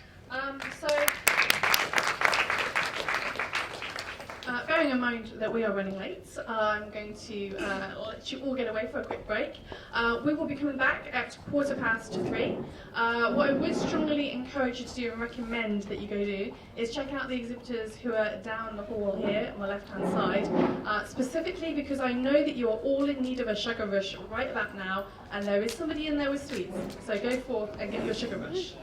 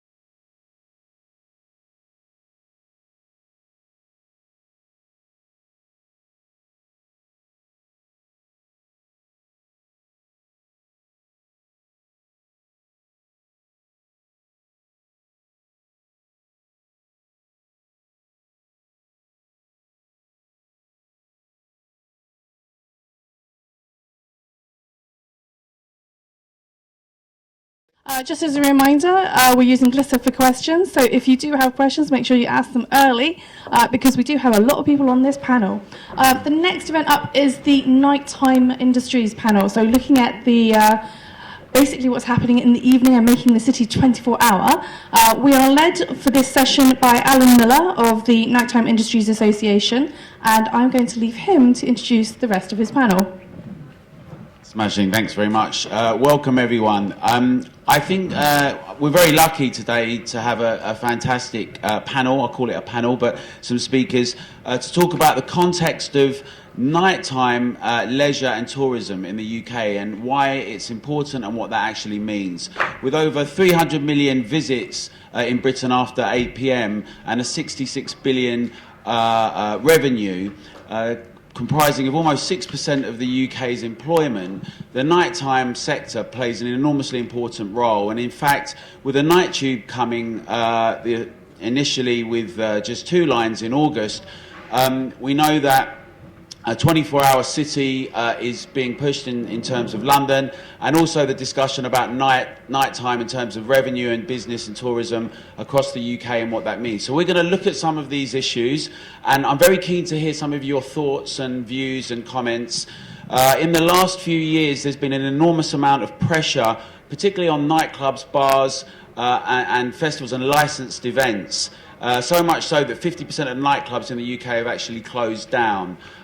Some of you will know that the new mayor has said that he's going to appoint a night czar to actually look at working with different stakeholders, with transport, infrastructure, police and housing in London, in the capital, and we're hoping to emulate and have more of that in other cities across the UK to actually deal with questions around urban planning and the night and how it works with different areas and stakeholders to get the enormous benefits that I would say we can accrue, but also look at some of how we handle some of the challenges. And that's really why we formed the Nighttime Industries Association, to have a really proper, nuanced conversation about what nightlife actually means, when we felt that a lot of the conversation was quite shrill. Often it only discussed things like costs, so with very general terms like antisocial behaviour and crime. I didn't really look at the enormous benefits in terms of revenue and employment, and also our cultural brands. Things like how do you get an Ed Sheeran or an Amy Winehouse or a Tiny Temper. Very difficult to imagine any of those people, what Joseph and I talked about, soft power, without the ecosystem of bars and clubs and the dance floor and that platform, and not just for them, but a whole range of other creative industries as well. So that's just a little intro into the context of the discussion. I'm going to quickly introduce the guys. They've got very impressive resumes, so I'm going to be very short on them, but because we've only got a certain amount of time. Immediately next to me is Olivia O'Toole, who is actually Head of Leisure and Marketing and Strategic Partnerships at London and Partners. And I'm sure you'll be aware that London and Partners is a not-for-profit public-private partnership organisation that aims to generate as much business, tourism and to London. Next to Olivia, we've got Henry Holm from PaveGen Live, and he's going to be talking to us about some of the new innovations through his company. Next to Henry is Austin Williams, who is the Associate Professor of Architecture, and my pronunciation is going to be terrible, but at Zhangjiaotong Liverpool University in Suzhou, China, and he's also the Director of Future Cities project. He's a China correspondent also for the Architectural Review. And finally, next to Austin is Tim Scott, who now is the Programme Director for Technology and Creative Industries at London's First, but he was also Senior Policy Advisor for Future Technologies and the Digital Economy Unit, the DCMS, and the Cabinet. So, I am going to ask Olivia to start and just do some thoughts on the topic, please. Over to you, Olivia. No problem. I'm going to stand up if that's okay, because I feel like I'm literally just sinking in my seat, so I'll go back here. So, my name's Olivia. My job at London and Partners is to develop large-scale advertising campaigns that really market London as a tourist destination to overseas visitors. In order to be able to describe the impact of the nighttime industry on London's tourism economy, it's really important that I set the stage. So London is the most international visited city in the world. We broke through the 31 million visitor barrier mark last year. TripAdvisor has said that we're the top destination for 2016, so we've got lots and lots to celebrate. People ask, why tourists? Why do we need more tourists? The city is full, it's difficult for us to get around. Well, the tourism sector contributes 1 in 10 jobs in the UK and contributes 10% to overall GDP, so it's really important that we maintain our competitive position.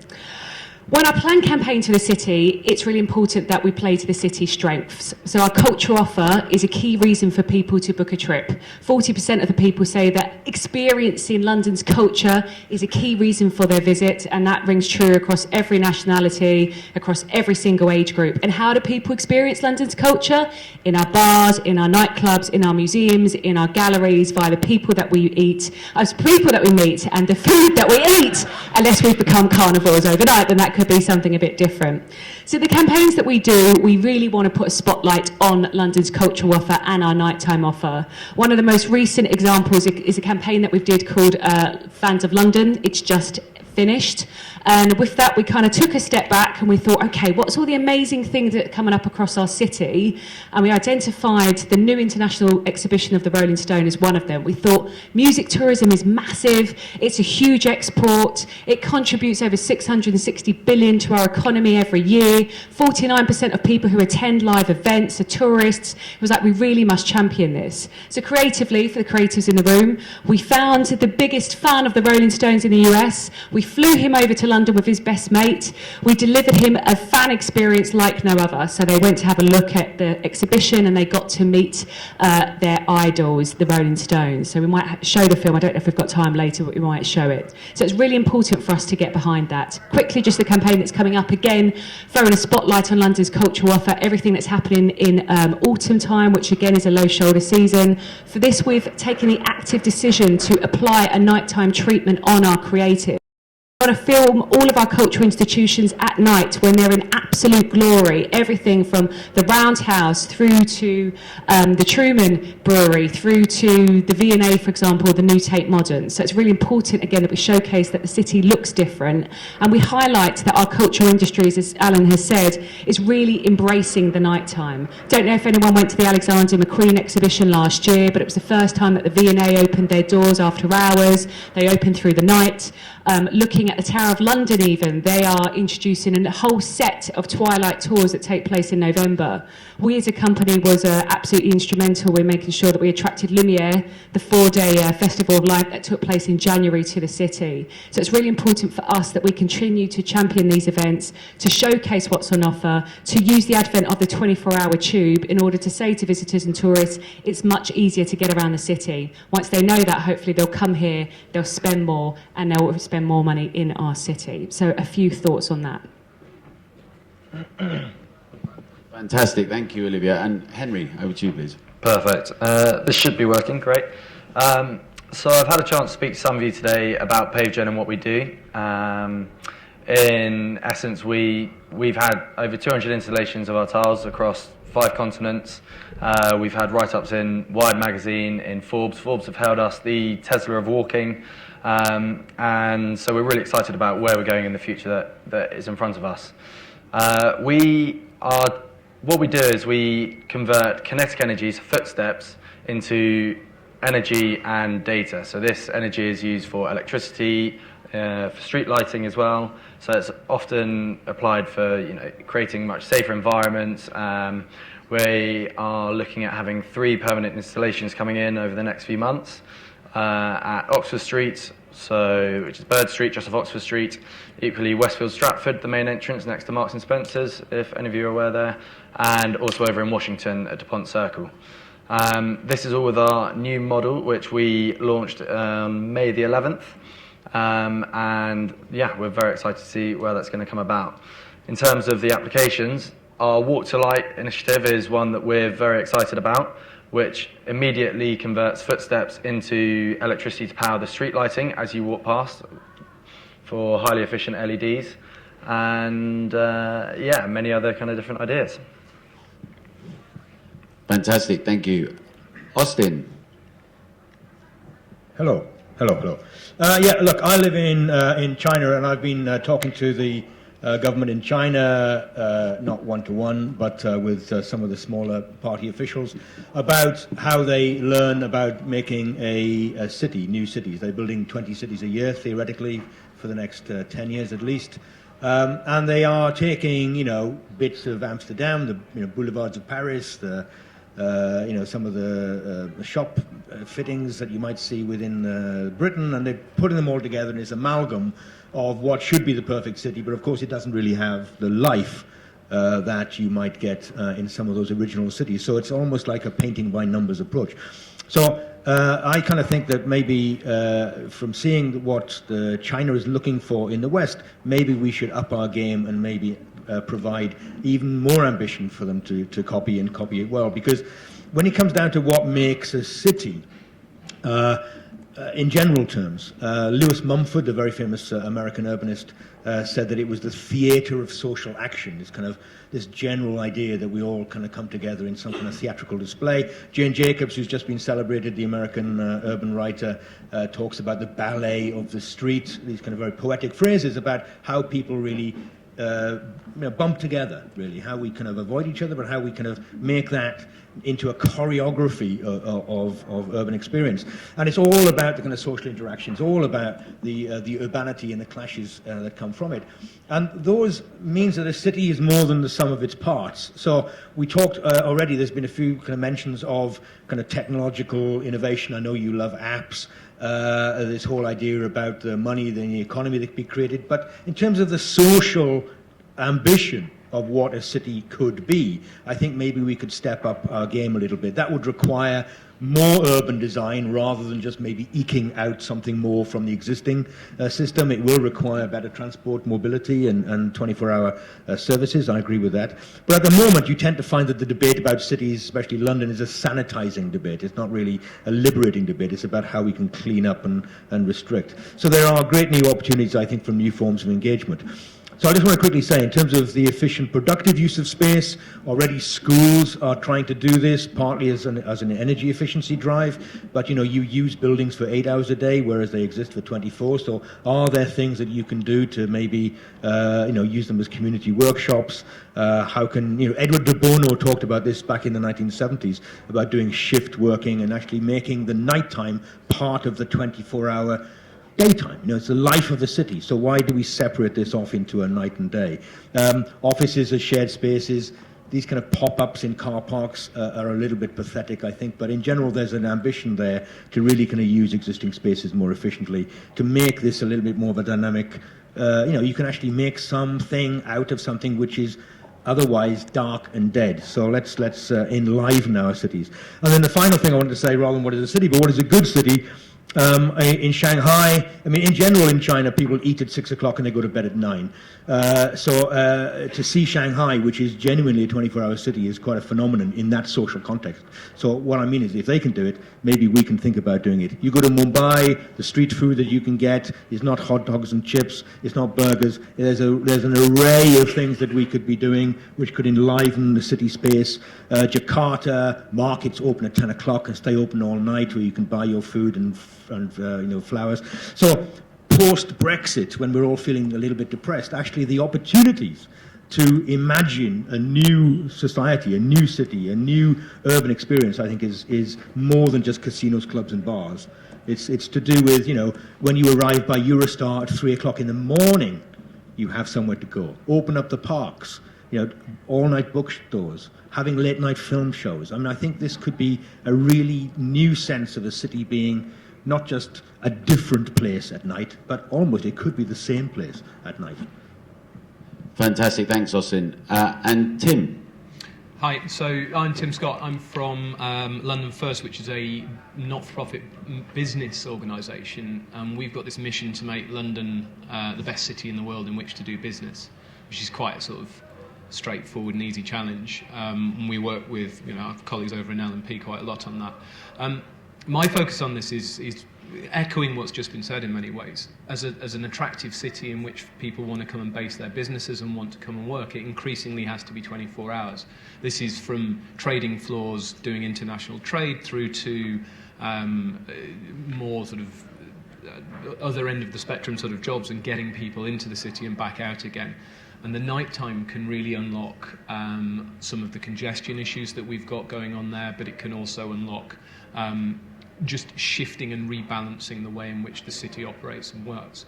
And in terms of attracting foreign talent and international talent and making it the best place in the world in which to do business, then having that opportunity to go and do something throughout the night and have a full functioning city, as opposed to I'm going to have to get a very expensive taxi in and only my building is open and then I can't go and get a coffee when I want one. A 24-hour economy and a 24-hour London really sort of starts to make a difference. And if you look at Hong Kong, for instance, or you look at increasingly places like New York where there are bits of 24-hour actually happening, London doesn't really sort of step up to that mark at the moment. You know, someone in the office was joking that our watches at the moment are like 50% efficient because they're not doing anything for the other half of the day. And maybe when we all get smart watches and London truly is 24 hours, then we'll have, you know, a lot more productivity and efficiency.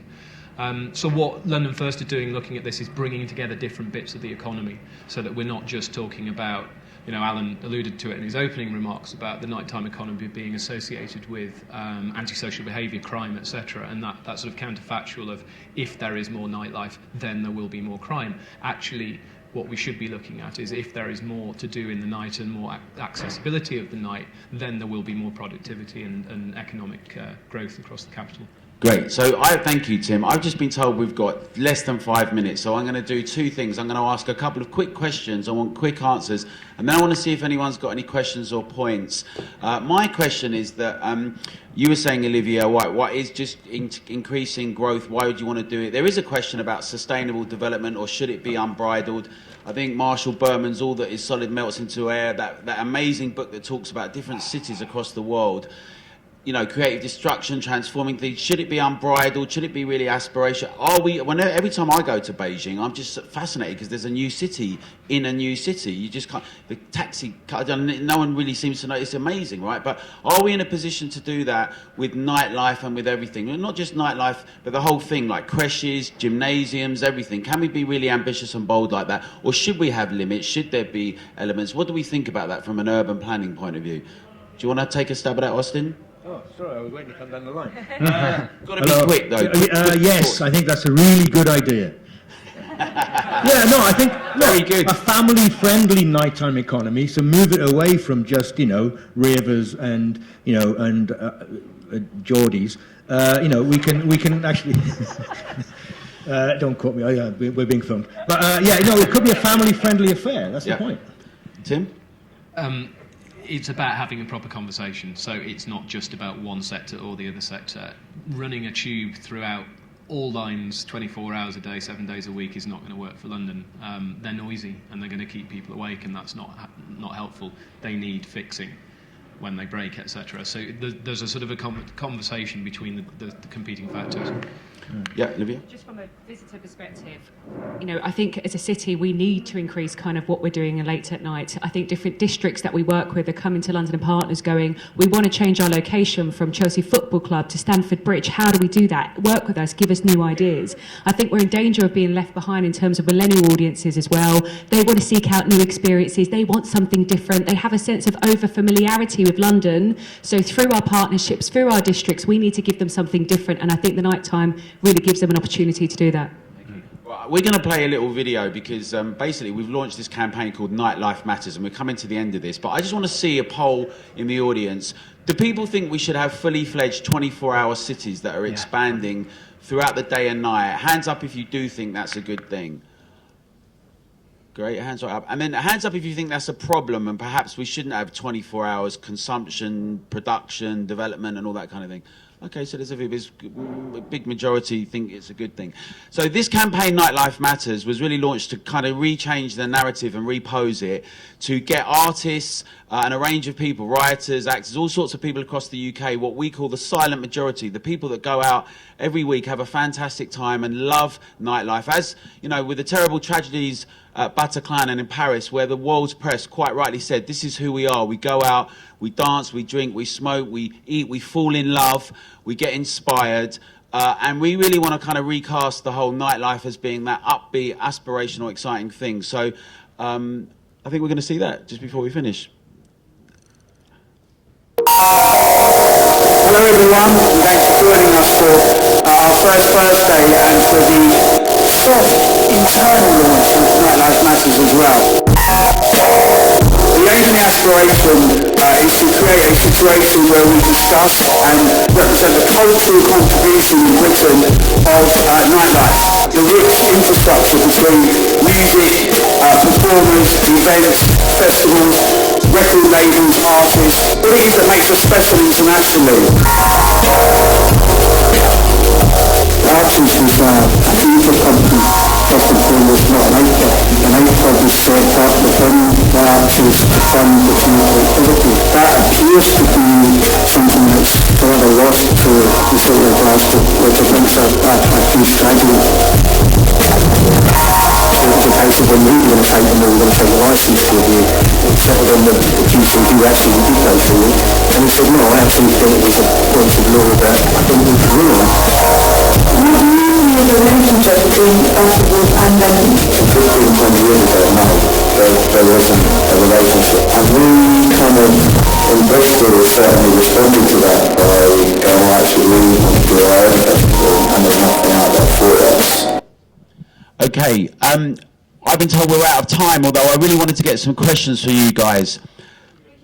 Oh, we are? Okay, good. I didn't understand the problems. Fantastic, because I was panicking then, because I really wanted to hear from you. So, can we have some questions from the audience about thoughts on nightlife?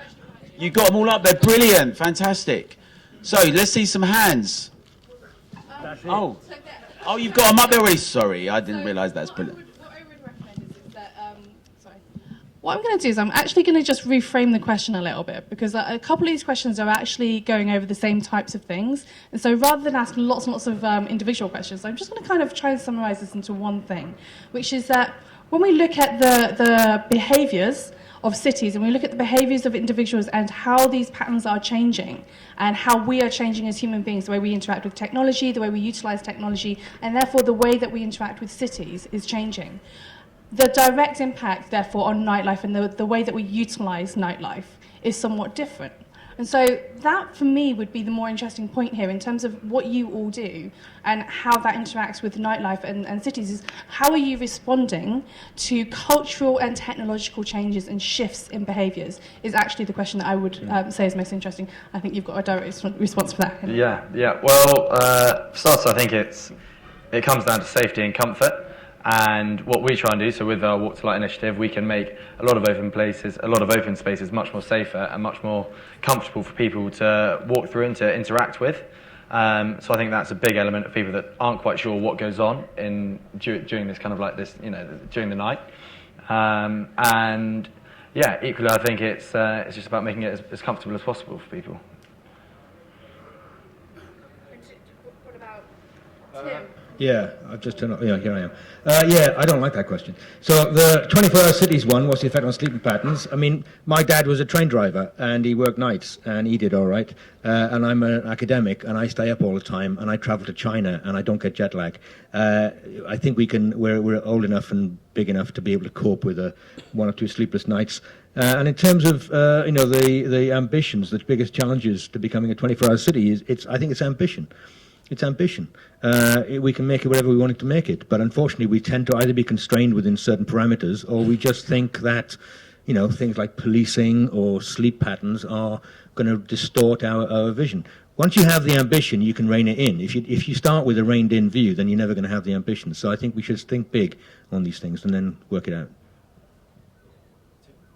The point about technology is really important, and directly on that question about hotel checkouts, automate it.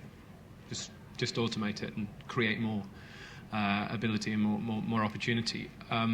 In terms of there is an opportunity basically for a 24-hour city to tick a lot of different boxes, and the key thing is a balanced conversation across all of the different parties. If it's about policing, think about it in terms of the positivities and the extra income you're going to get, which will pay for the policing. Don't think of it always as a burden. Which would lead to the natural question then, where do you see the opportunities for nightlife? Well, I don't see the opportunity being more police. That's the last thing on my mind. I don't even know why we have that illusion. I mean, I'm saying you open up a city to be a 24-hour productive city. So it's not just nightclubs, bars, theatres, cinemas, but offices, working spaces. You know, you can have. There are people who like to work at night, surprisingly enough, right? And I think we can make those opportunities available. But also, it just becomes a much more kind of much more rounded opportunity for some people who want to take advantage of it on a small scale. So I just think that level of the 24-hour city, which is the daytime city, but for 24 hours, is the way we should look at it. See, one of the questions that comes up all the time is gentrification. I don't know if that's still working. One of the questions that often comes up is there's too much gentrification as things become popular and successful, and that kind of sanitizes things. And I'm interested to hear what people think, but also the idea that you can have a city without any of what used to be called the frisson, where you get a kind of dynamic, exciting, spontaneous thing. Now, Manhattan, for instance, is not the city that it was. It's not the place. Now, if you see a tranny club, generally they've been paid for, and it's great you don't step on a syringe and you're not going to get mugged, but at the same time it's kind of almost a bit more like Singapore, and people are saying that a lot of creative young people are not there anymore and they've moved out to Brooklyn and beyond. What does that mean for the city? So I questioned, there is a big discourse about safety and consequences of things, but should we be a bit more experimental and ambitious and say, sometimes you can't control every minute aspect? What do you think? I think yes, and I think listen to our new mayor and his cultural manifesto. Again, he's very much championed the nighttime economy, night czars, creative enterprise zones, making sure that our culture offer is democratised, it's accessible, it's getting people and culture out to different areas who otherwise wouldn't come into contact with what they perceive as being high culture. I think in the next little while, and some of the projects that we're working on as an organisation, is how can we take culture, one sector that is otherwise perceived as being quite closed, and mix it up. What can we do that's different? How can we put DJs into established venues? What can we do to remix perceptions of the city, to get rid of the gentrification and to lead the way in terms of what we're doing as an innovative and a creative city that is experimental and that does try to do something different? And I think given the temperature, what the new mayors are saying is kind of giving us the groundwork and the foundations to explore some of those opportunities. I mean, we've got 2 million more people coming to London over the next few years, and the key questions are, the biggest challenge to becoming a fully 24-hour city, and can we afford something? In terms of what we can become and how ambitious we are, if you look at something like Crossrail, for instance, that took a long time, 30 years. When I started at the Truman Brewery 20 years ago, we couldn't do certain things because they said Crossrail was about to do something there. And so not just in terms of nightlife, but in terms of business generally and infrastructure and how we all work together, are we limited somewhat in our ambition and scope compared to China, but even compared to how things once were? Does anyone want to take that up? Tim? Yeah, I think we need to be teaching a lot more disruptive thinking in schools, in A-levels, in universities. We need to normalise disruption as a concept rather than have it as scary. So, there's a danger of drifting back into a sort of a Luddite mentality. So yeah, let's bring more challenge into what we do and why we're doing it the way that we're doing it. Your point about the Truman Brewery, well, yeah, but that's not going to happen in the next 6 months, so we'll get on with what we're doing, right? Let's just keep making stuff up. Yeah. I was going to say, surely this is an opportunity, though, to leverage the sharing economy, because that doesn't have that heavy infrastructure. When you look at the fact that, Airbnb has there are more hotel rooms access, but it doesn't own than Hilton Worldwide, but it doesn't own a single one. This is an opportunity to leverage all of those idle assets that may stand empty during the day. Human assets. How can we involve the crowd?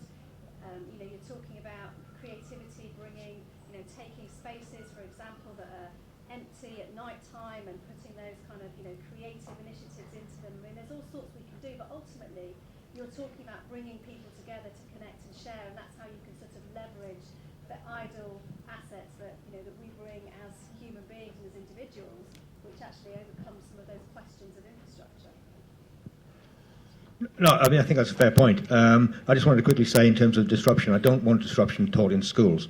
I think maybe they should learn some education in schools first before they abuse their lack of knowledge. No, I mean, I think that there are some people who should think more creatively, right? You are creatives, right? The world is more than an app, right, and a mobile phone screen. I think that there needs to be human interaction as well as kind of digital technological interaction. And I think that, you know, the Airbnb example is a really great case in point, that this was something, a phenomenon that started as this kind of small idea and then mushroomed when you realize that people like talking to other people and meeting with them and putting them in. I mean, I would hate it, right? Somebody come to stay in my house, no thank you, right? But there is a world of people out there who enjoy it, and that level of thinking, which isn't disruptive, it's just humane, is something that maybe we could expand across other sectors. Can I just make a plea? We are in the market for great ideas like that. There is funding that is available in order to be able to do something with London's product and to make it truly world class. And any new ideas that you have, any burning desires, please send them our way, you know, whether it's well thought out, because, you know, we are in the market for all good ideas and, you know, it would help us. Well, okay, so we've got to round that up. I would invite you and encourage you all to support Nightlife Matters. If you could tweet about it and say why you support Nightlife Matters, that would be fantastic. And please join me in thanking the panel.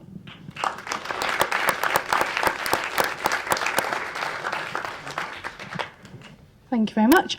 So next up we have Marshall, who is going to be looking at how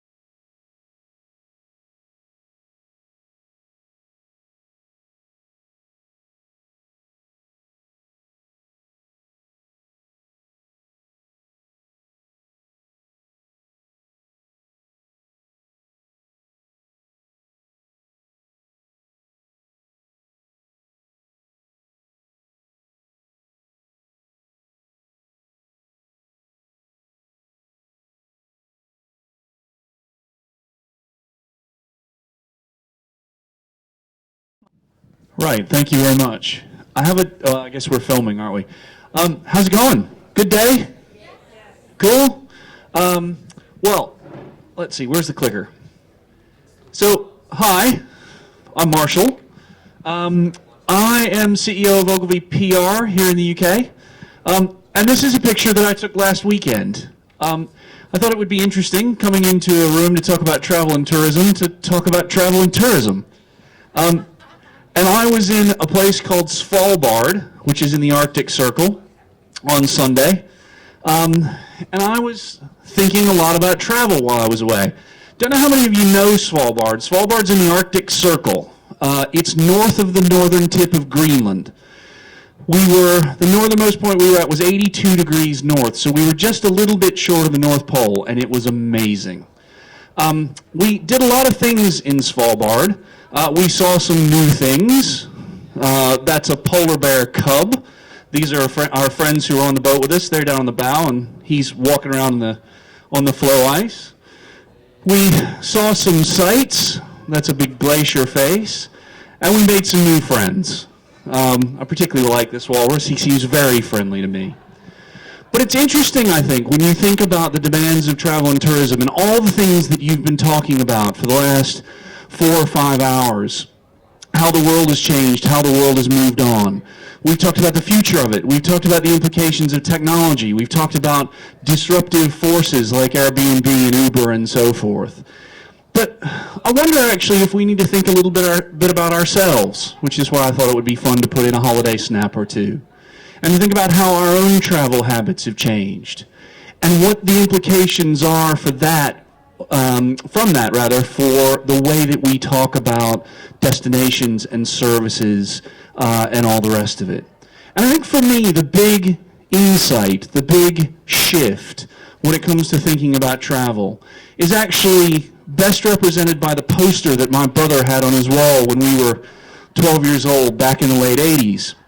He had a picture of Garfield the cat with a pile of stuff. There was a Lamborghini and a stereo and a big television. And it was Garfield looking up and saying, "The one who dies with the most toys wins." And that was very much an 80s view of the world, I think. You know, yuppieism and all that wonderful stuff. But I think what's interesting and what's most relevant for us from a travel and tourism point of view today is actually how that aspiration, how our aspirations have changed. And, you know, the fact that I went to Svalbard for the last 2 weeks and got back on Tuesday, I think is a little bit representative of that. We don't collect stuff quite so much anymore. I mean, look, to some degree, some people are still motivated by that. No insight about behavior is universal. But by and large, we don't collect stuff quite as much. We collect experiences. And when we think about the role of social media, when we think about how we use social media, particularly when we're on holiday, actually, we see coverage now about how usage of Instagram is creating new demand and new pressures on holiday travelers to document their experiences along the way. So our own desire to collect experiences then is magnified, deepened by the pressure that's put on us by our peers to see what we're up to. And to some degree, I think there's a bit of inherent narcissism as well, us wanting to show off where we've been. It's quite one of the reasons I'm quite proud of the fact that we were at 82 degrees north. I can talk about seeing polar bears and walrus, and that's pretty cool. I'm proud of that. But then when we think about, all right, that behavior change, that change in attitude that we see play out with people who are traveling, that desire to collect experiences and to share those experiences rather than to collect stuff, I think becomes really interesting in the implications for how we think about what to do in practical terms about all the stuff you've been listening to for the last 4 hours. And so that's the question that I just want to take a minute or two and explore, which is from a practical point of view, it's all of this amazing insight look ahead is brilliant. But what do we actually do? And I think the answer turns out to be we need to think about destinations and experiences in the same way, through the same sort of lens that we traditionally have about brands. Now, I appreciate that a brand marketing guy standing up in front of a room and saying, hey, we should do brand marketing isn't exactly revelatory. But actually, there's something really important here, because we haven't thought about nations or cities or travel experiences through the lens of storytelling very much. Some have done it well. I mean, we all know the greatest job in the world thing with Hamilton Island in Australia from a few years ago. That's an interesting example of telling a destination brand story, but in a really specific, I almost think too granular way. And the question is, how do we pull back from that and think about, right, what's the story about a nation or a city broadly? And then think about it through the lens of experiences. And suddenly something becomes really apparent to us, which is that actually there's more to the story than just the tourism bit. It's about security. It's about the things we worry about when we make choices about whether or not to go there. And if you think about this for a minute, suddenly you get a series of criteria, which I'm going to come back and talk about in a second. But in the meantime, I thought we'd start with kind of exploring a bit of brand storytelling that I think is interesting. And this is a piece of work that was done actually in China to promote the brand, the UK brand. And I think this is interesting for two reasons. One, it is a little bit about tourism. It's a lot about experiences. But mostly it's about sharing. Mostly it's about getting people in China to think differently about the UK. Now, I do want to say, given the moment we're in it right now, where the UK brand is arguably been slightly damaged, this was from a year or so ago when building the UK brand made an awful lot of sense. But let me play this and then we'll talk a little bit more about it. Do I click on to play the film, guys? Oh, nope. We've got it over there. That's good. Thank you. For centuries, the British roamed the world, slapping English names on just about everything. So when it came time to promote Great Britain in China, we thought the Chinese might like to return the favor, with great Chinese names for Great Britain. Now, Britain is launching its largest ever tourism campaign, and it's based around asking people to choose the Chinese name for a range of British landmarks. We want funny names, we want thought-provoking names, we want names which are poetic. 就叫它那个迷字小镇，自由之路，荣耀之路。上坡上的丘陵。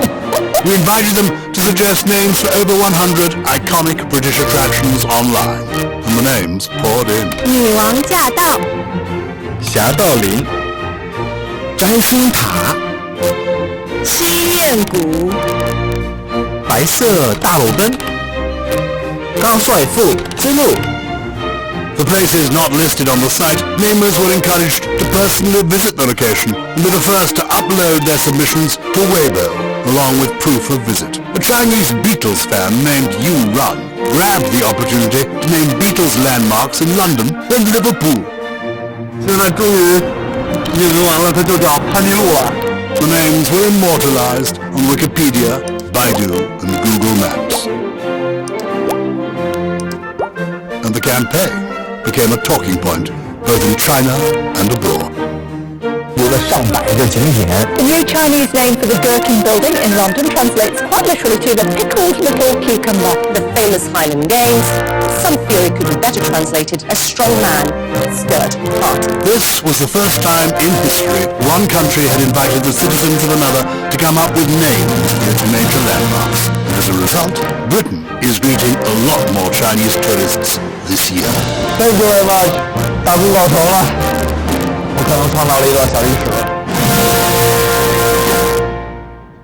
I love how serious the news anchor is about strongman skirt party. She just didn't see any humor in that at all, did she?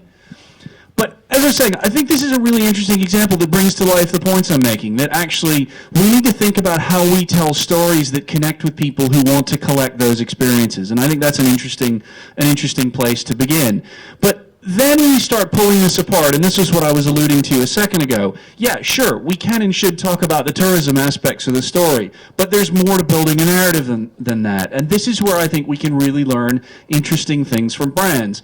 It's, okay, what are the other elements? What are the other legs of the story? Dig into aspects, things around governance, security. Sometimes you have crisis. I'm going to show you an example of that in a second. And actually using the crisis that you might be involved with to bounce back and have that fill in and supplement and build out the kind of story that you're talking about. So actually, let me show you that example quickly. This is from Mexico. Now, some of you know that Mexico over the last 2 or 3 years, particularly along the border with the U.S., has been a properly dangerous place to visit. So if you are thinking about attracting visitors, whether those be foreign visitors for investment purposes or tourists, actually you've got a really interesting challenge on your hand, because the story around Mexico is beaches and Cozumel and Mexico City and great food. And all of a sudden what you've got is drug gangs killing people on the border and burying them and never having them be seen again. That's a really difficult thing to argue back against. But actually it turns out that in the same way that kind of big crime happens in lots of countries, the crime issues here were relatively narrowly focused in one area. Whoops. It's the film again. Hold on. I got it.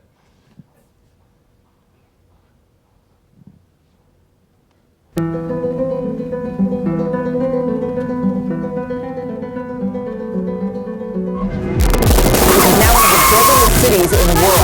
Drug war spirals out. This was no ordinary crisis. Mexico's national economy and reputation were at stake. Our goal, end the siege, tell the real story the coverage was drowning out, and create a compelling new narrative. If something happens in Arizona, does that mean that you're not going to come to Chicago? For me, it's more of a question of what's not to like about Mexico.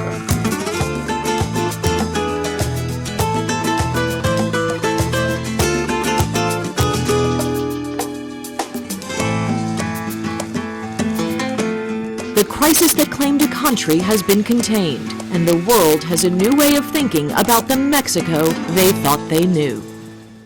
So that's using a crisis situation as a jumping off point to tell that story.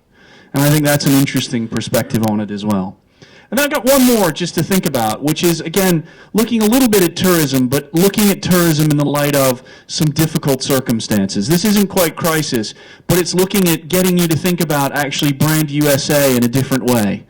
And as an American who's lived in London for an awful long time and recognizing how often the U.S. can seem downright inhospitable to visitors, which is something that really actually offends me personally, actually thinking about a different way to tell the story about what it's like to visit the U.S., I think is an interesting thing to consider as well. Oops, I've done it again.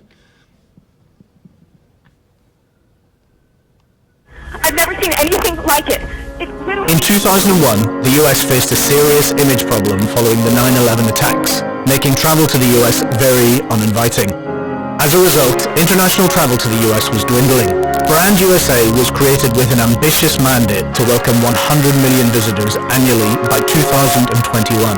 Unfortunately, the organization struggled to reach and inspire the different international markets effectively. We were appointed as their first ever global media relations partner and began retelling the true story of the US. Not the one-trick pony it was known to be, but one made up of unique state and territory chapters.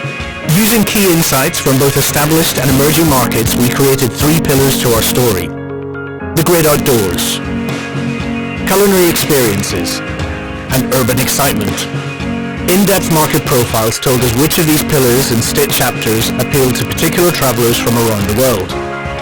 To ensure we were reaching those travelers, we customized programs made up of in-market events, widespread media relations, and even brought influential bloggers from China, India, France, and Brazil to the US for some good old American road trips. To top things off, we overlaid our efforts with a unified global message that was communicated to newsmakers worldwide. Securing 116 interviews, more than 2.5 billion media impressions across 5 continents. The US was back in the game, attracting over 110 million international tourists who spent over $333 billion. But most of all, US perception internationally began to change. And once again, the United States is the land of dreams. J'adore les États-Unis. So again, I think the interesting takeaway from all of these is that idea of using these principles of storytelling, those pillars, those elements of narrative, to bring the destination story to life. Now, I'm running out of time. They've waved the card at me, and I'm hoping there's some questions.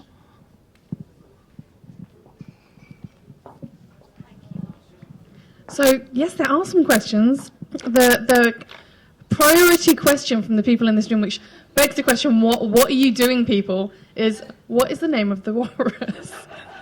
Okay, I have to admit, we didn't name the walrus. What? Name him now. It's got to be Wally, right? Surely. Right? Yeah, so he's Wally the walrus. Yeah. Okay. I'm going to suggest that the second question has already been answered through your videos in terms of people that you think are doing this well. So I'm going to skip that second question. Actually, I think there are a couple that I should mention as well that I didn't kind of have time to include. I think Singapore is another one that's doing this really well, and I think they deserve a particular call out. I think they've gone from being boring place that nobody knew of, and if you knew about it, you sort of thought that it was a benevolent dictatorship where lots of expats lived, to being actually a place where a lot of people want to visit. And I think that's really interesting. And I think increasingly places like Abu Dhabi and Dubai are on our tourism radar screen in ways that they wouldn't have been in the past, that they would have been really business destinations. And I think that's a real telling signal of success from a storytelling point of view. Okay. So some of the key things that you've been talking about, and I just want to kind of pull down on some of these things, is you're talking about this idea of narrative and storytelling, and you're talking about this idea of conversation. But what I think is quite interesting that they all seem to hinge back to is actually identity and understanding the identity of each of these cities or these territories.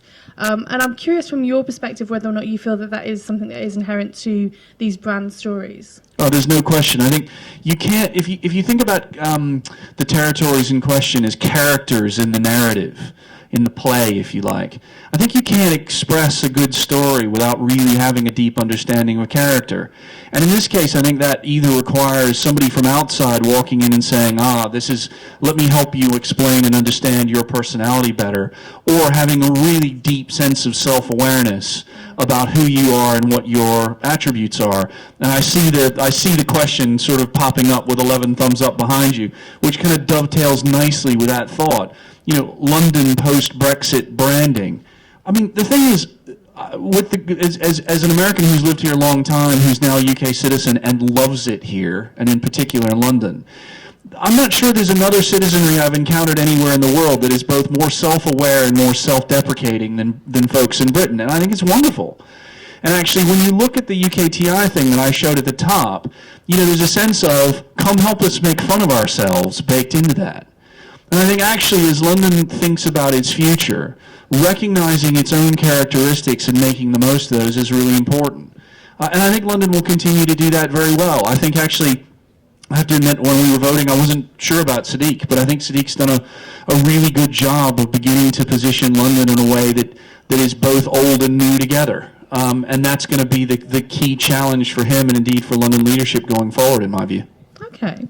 So one of the other things that I kind of picked up on was also that you were talking about this notion of aspiration in many ways. And one of the other trends and behaviours that you talked about as well was collecting experiences. When we talked about your trip and we saw what we'll call Wally for now, you were talking about this idea that it was all about collecting experiences. And that very much kind of sits within this idea of interconnected beings and why we interconnect with each other and why we're going in and we're experiencing these things is to collect those experiences, share those experiences, exchange those experiences. And I'm curious what your sentiment is on this future of collecting experiences and how that ties into brand identity. I actually think I think we're only going to see more and more of it. I mean, as we all continue to become more conscious and more self-aware of the implications from a resource point of view of accumulating stuff, and instead actually, as resources around the globe get more scarce, I have to say one of the reasons we went to Svalbard is that my wife and I are pretty convinced that in 10 years there won't be any polar bears. So we went to see polar bears before they're gone. And that is both it's wonderful to go and have the chance to see it, but it's also a pretty depressing thought. But as we all become more conscious of that reality, I think we will only work to share more of those experiences. And as technology continues to intervene in our life, whether that's through wearables, whether that's through more real-time forms of sharing, whether it's through things like 360 or AR or VR or whatever, actually that seamless sharing of I'm here, why don't you be here with me, we're only going to see more and more and more of that. And I think to the point that, when I go on a scuba dive in the next 5 years, I'm convinced my mask is going to be showing everybody else who cares to what I'm seeing on my dive. And I think that could be really cool. Obviously, there's the potential for a huge amount of narcissism, and there's a lot of narcissism going around at the moment. But, why not? We'll try it. Okay, and I'm going to take this as the last question. It's not a small question by any means. But do you think you can take that one on, Marshall? Which nations represent most at odds with its reality? I don't know. I think that's a tricky one. I mean, I suspect different people are going to have different views on that, and it's quite a subjective topic area. I think, the answer I want to say is Russia, because its reputation is appalling, and I think politically and security-wise, deservedly so. But actually, when you go there, the people are lovely, and the experiences you have are amazing. But in the same way, I suppose every country has its opportunity. Yeah, and I think that's the interesting thing, is where can you find the stories that you want to tell and that people want to experience? That's the hard bit. Okay. So look, thanks very much for letting me join you today. I hope you enjoy the rest of the day. Thank you, Marshall. So as we move forwards, we're joined by Clare from, and I'm going to get it right, those 3 words? What 3 words? Oh, almost. It was 3 words.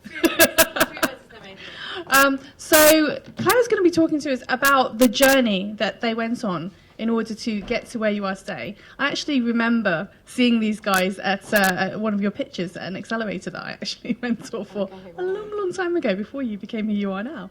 But One of them was ex-Ogilvy. yes. Our CMO. So you have lots and lots of relationships with these guys.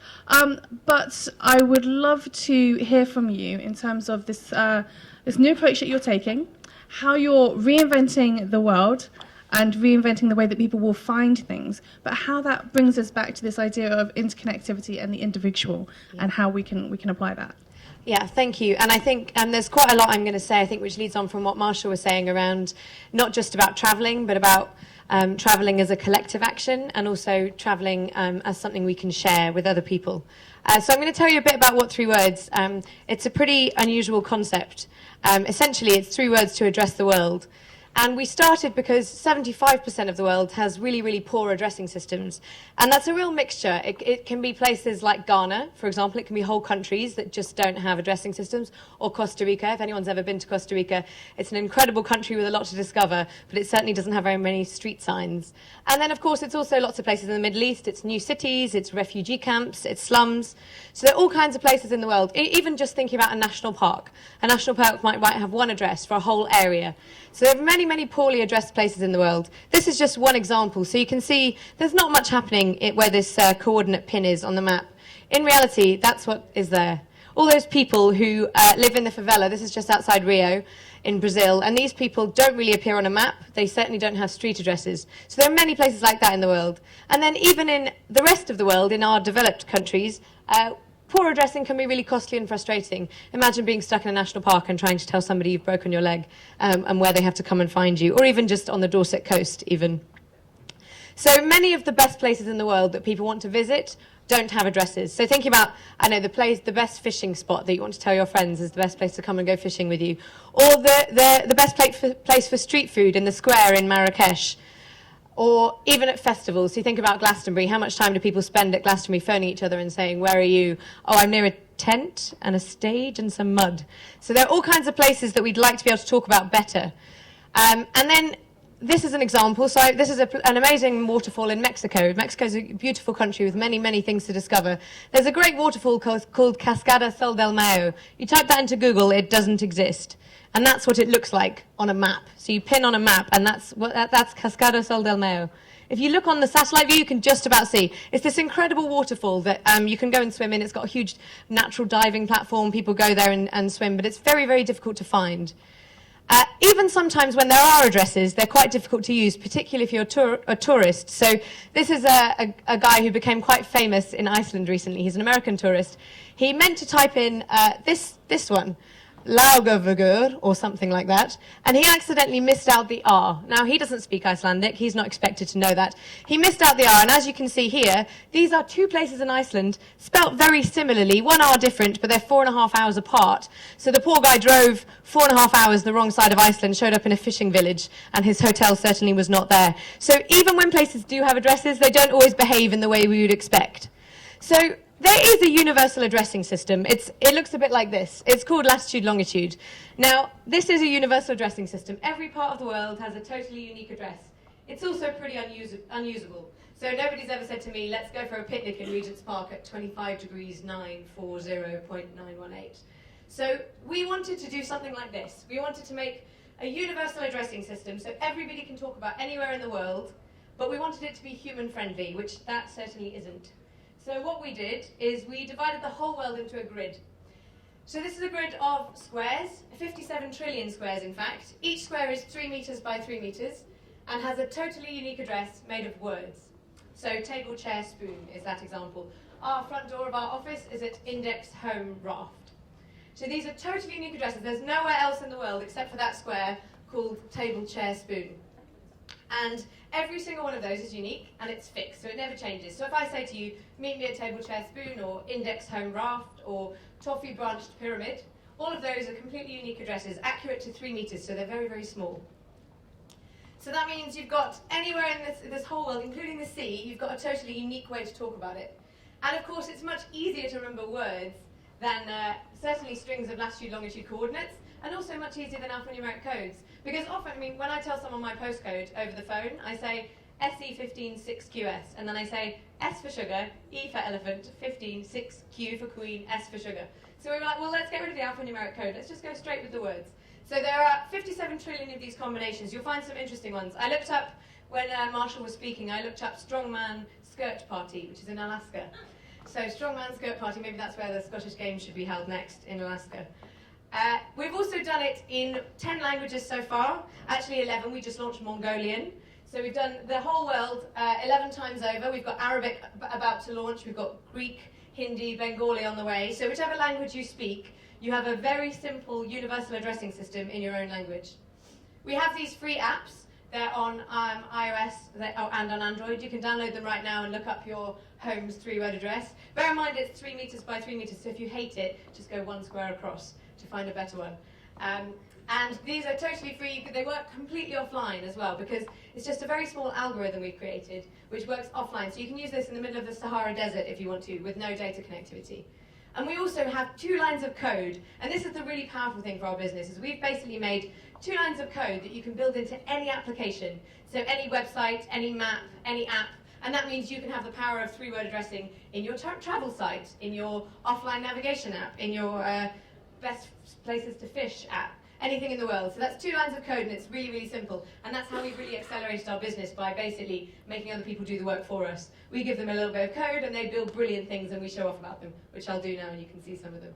So these are some of the examples of the ways it's being used. It's being used in 170 countries, so most of the way there. A few small islands we're yet to reach. And it's a real range. So the British Museum, for example, they have a website where you can see all the archaeological finds. Everyone's tagged with a 3-word address of where it was found. So you want to go and look up where the archaeological finds were. Similarly, of course, it's used at Glastonbury Festival. It's used in lots of NGO projects all around the world. So this is Sizway.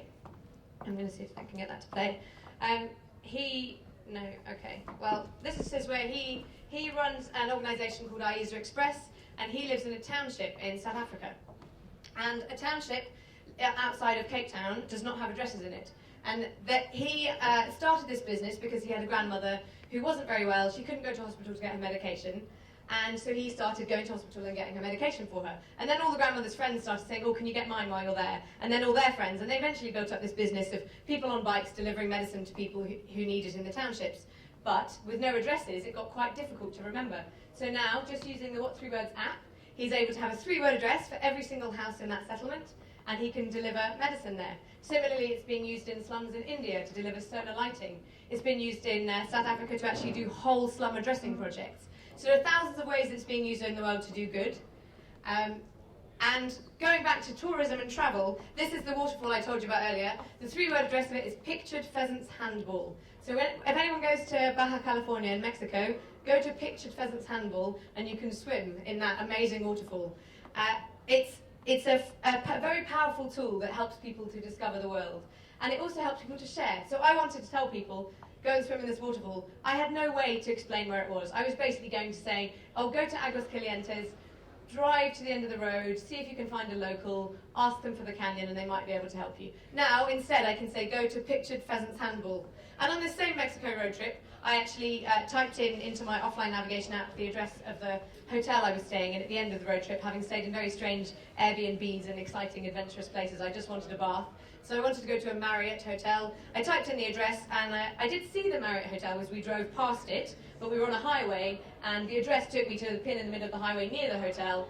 And instead, if they'd have just said to me, come to Puff Parade Surprise, that's the 3-word address of the front door of that Marriott, I could have found it very, very easily.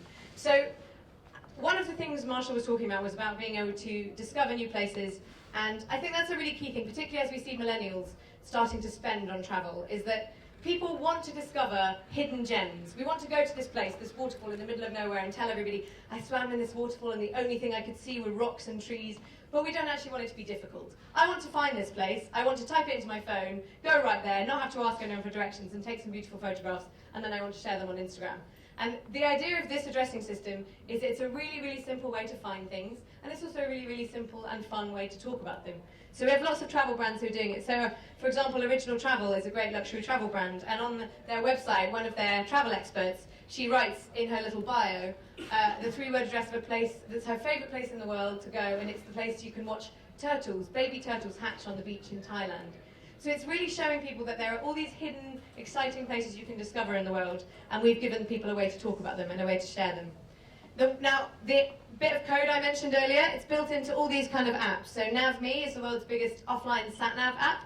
You can type in Toffee Branch Pyramid, and it'll take you there. TripGo is the same. So TripGo is a public transit app. So I can type into there, take me to Banana Legs Broken, and it will tell me taxi, Boris bike, bus, walking, all the best routes to get there. So they've just got our tiny bit of code, and they can use it in all those different apps. Similarly, Pocket Earth is a great offline travel guide. I basically download the whole country of anywhere I go before I go, and then I know I can find everything there. It's in travel guides, so you can see, for example, the Headness Guide. They put a 3-word address for every single location that they're recommending people visit. In Brazil, for the Olympic Games, if you're going and you don't speak Portuguese, you might struggle to find things.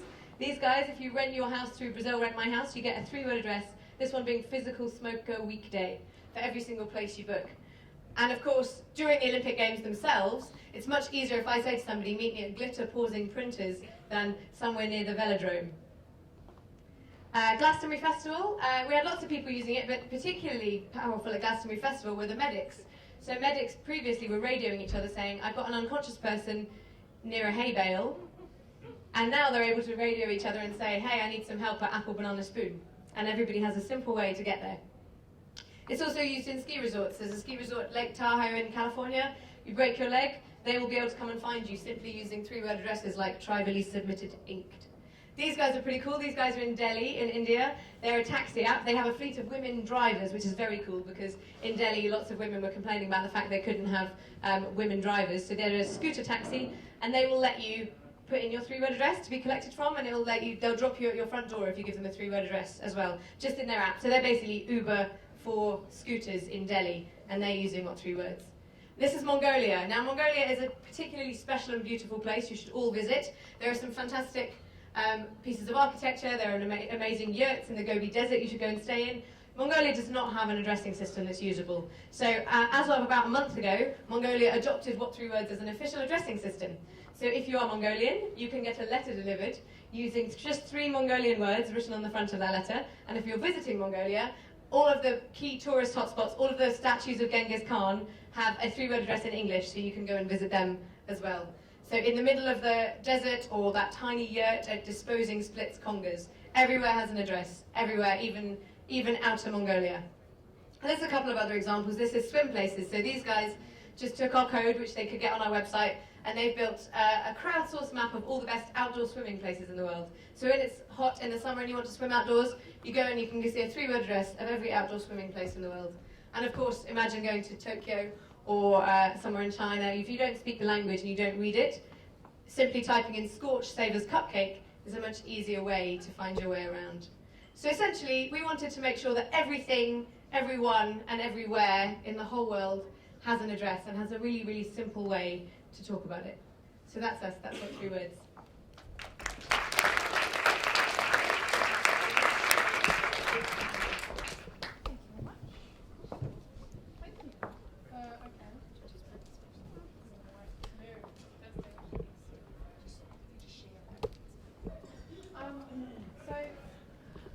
First of all, there are a couple of questions. Yes.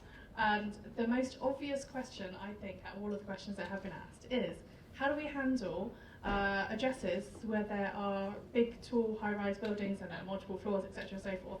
How are you handling that? So right now we're not. Right now I would say, for my house, I would say I'm at flat 54, Slug Vines Bucket. It's still easier than flat 54, 62 St George's Way, Camberwell, etc. But we know we will do this in the future. Right now we're a bit focused on, there's quite a lot to do on the ground floor, so we're focused on that. But I mean, certainly in the favelas of Brazil, people will just say level 3, 3-word address. That's how we're doing it for now. Okay. So what I'm curious about with this is that obviously you've come up with a system that is identifying a space anywhere in the world. And I think I discussed this with you last time, but I'm going to phrase that because it's not a question that anybody's asked, but I'm going to ask the obvious, which is, at what point are you going to start mapping other planets?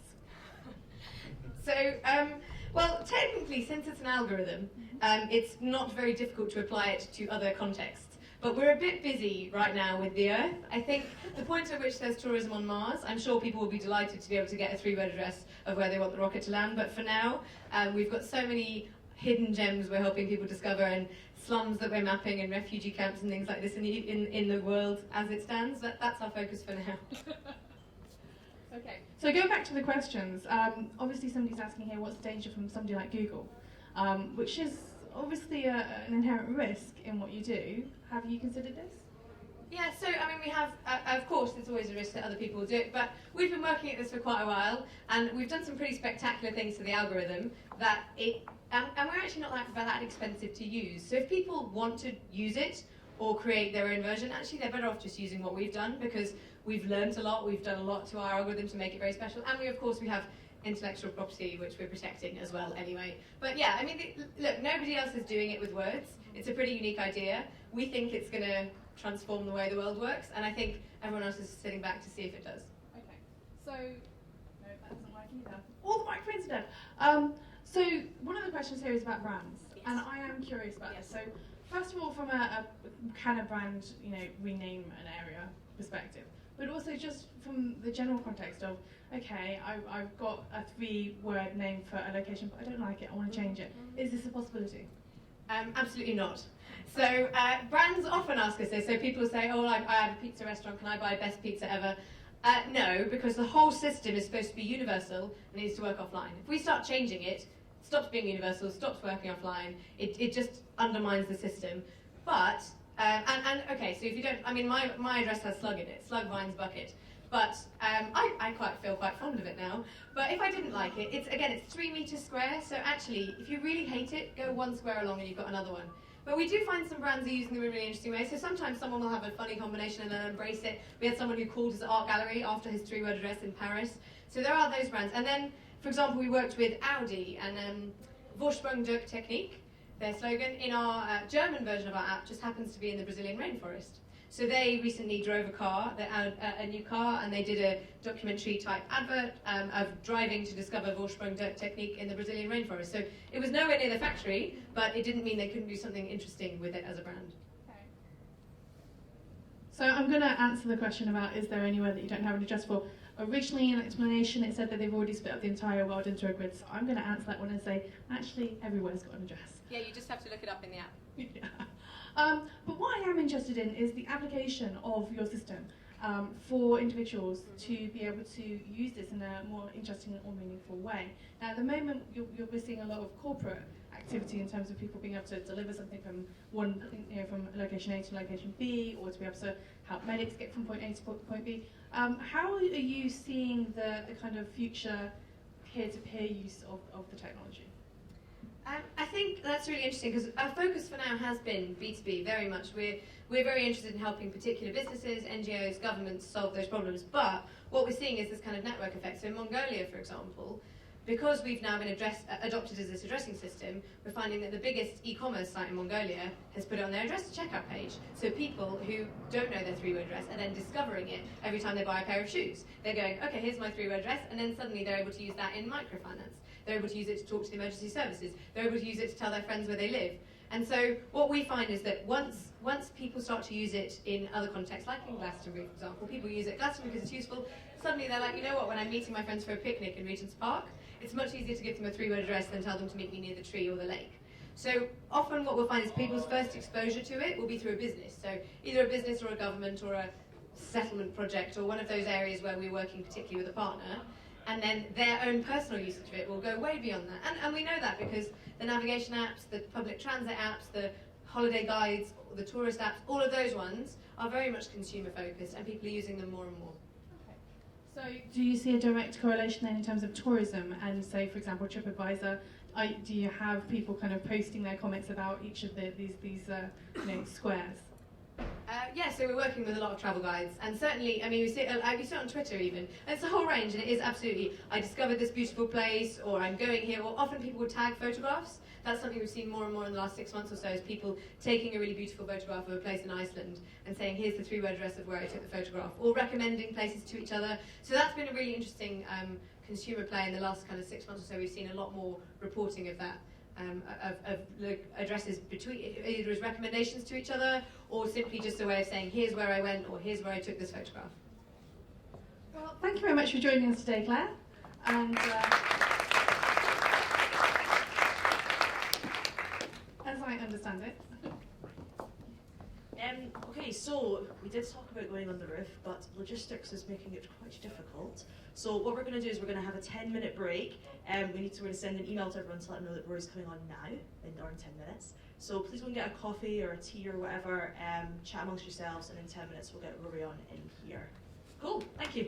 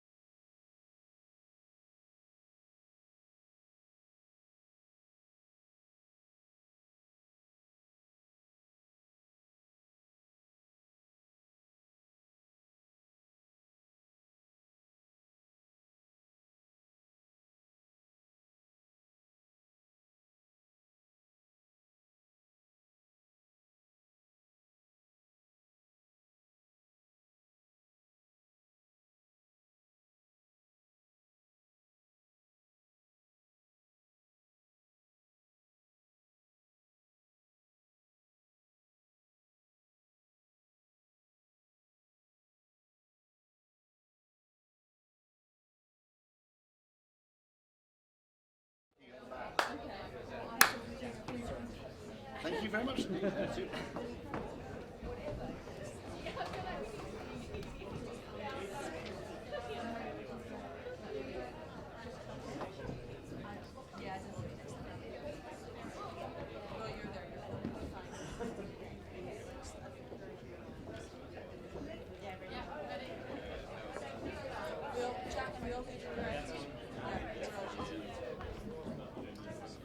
Hello and welcome back. We are ready to crack on. So before Rory begins, what I wanted to do was just once again just reiterate the theme of the day and where we've been so far in the discussions that we've had, and just looking at this idea of the Internet of Beings and the idea of this value that we can associate to the individual and how we can bring this back to the ecosystem of sharing and also the ecosystem of travel. So, having put that all into context today, we're going to close out with Rory, who is going to finish up for the day. Fantastic, thank you. Thank you very much, thank you. The Internet of sharing, and in fact what Marshall was talking about, that experiences have overtaken stuff as kind of status markers, that's a very real thing. In fact, the UK, I think along with Japan, among the advanced industrial economies, reached a significant point in the last 8 or 9 years where they hit peak stuff, which means that the amount of actual physical things, while the economies continue to grow, the amount of physical stuff in terms of raw materials that they consumed started heading downwards. And I think it's fair to say it's the first time that's happened anywhere since the Industrial Revolution. So it is a significant and important thing. It's also, by the way, a trend heavily predicted in a very good book called The Mating Mind, and an attendant book which is called Spent by Geoffrey Miller, who's an evolutionary psychologist. And he makes the point that humans have evolved to signal desirable qualities in themselves, either as trustworthy companions or trustworthy trading partners, or indeed as mates, potential mates. And they try to signal things like intelligence, openness, conscientiousness. There are the big 6 psychological factors which people are eager to signal. Now, as technology changes, of course, and also as fashion changes, the mode of signaling shifts. Now, a very interesting thing, one of the interesting things I find as an internet commentator being old is that in 1989, I would have known what brand of car and what make of car 15 of my colleagues at least drove. I work in a company of now 1,200 people in the building. I don't know anybody's car apart from my own. You have to know your own because you need to find it in a car park, obviously. I've got a vague idea of the brand of car that a couple of people drive, no more than that. So, something which if you watched films like American Graffiti, what car you owned was pretty much everything, has gone to being more or less irrelevant. Now, qualify that, in London, among a kind of metropolitan, cosmopolitan crowd. That would still not apply in large parts of the country. People would know what car people own and they care about it deeply. But you do see early signs of this. And so the other thing that's happened is that signalling intelligence, discernment, openness, the power of being able to do that by sharing experiences has gone up by an order of magnitude or so since Facebook and Twitter came along. Now, by the way, I want to caveat that a bit by saying that just as consumer expenditure often has certain bonkers qualities to it, so that it's known as costly signaling in evolutionary biology. It gives rise to things like the peacock's tail. They are meaningful signals precisely because they are expensive, impractical, difficult, and require a lot of resources. I can see some aspects of travel snobbery that aren't all that different from the worst absurdities of conventional consumerism. The worst absurdities of conventional consumerism would be seen if you go and get the FT's magazine that used to be called How to Spend It. Do you remember this? Where you would have sort of £200,000 watches and baths that were hewn out of granite by hand by Lithuanian virgins. Or this kind of bonkers end of material consumption is probably mirrored a bit in travel. That actually what we value, what has status value about our travel is not so much how good the place is, but how difficult it is to get to and how few of your friends have been there. So I'll just try a show of hands here. How many people in the audience have been to Latin America, South America, I'll say? Okay. Okay, so how many people have been to Machu Picchu? Yeah, there you go. Okay, so about 10 people. How many of you have been to Lincoln Cathedral? Okay, don't put your hand up if you actually live in Lincoln or grew up there. So fewer people in this audience have been to Lincoln Cathedral than have been to Machu Picchu, which suggests that actually the bonkers elements of human signalling aren't completely dead. I haven't been to Machu Picchu. I was invited to go on an Ogilvy meeting and said that it was silly. Because you get altitude sickness, you need to stay in a room that has oxygen pumped into the room. You have to climb to an insane altitude in a completely inaccessible place to see what is essentially a pile of old stones. In fact, you can get but it's the very fact that it's so difficult to get there that gives it remarkable status power and signalling power. For those of you who haven't been to Lincoln Cathedral, you don't get altitude sickness. Particularly not if you just take a taxi to the top first. It's a bit of a climb up the hill.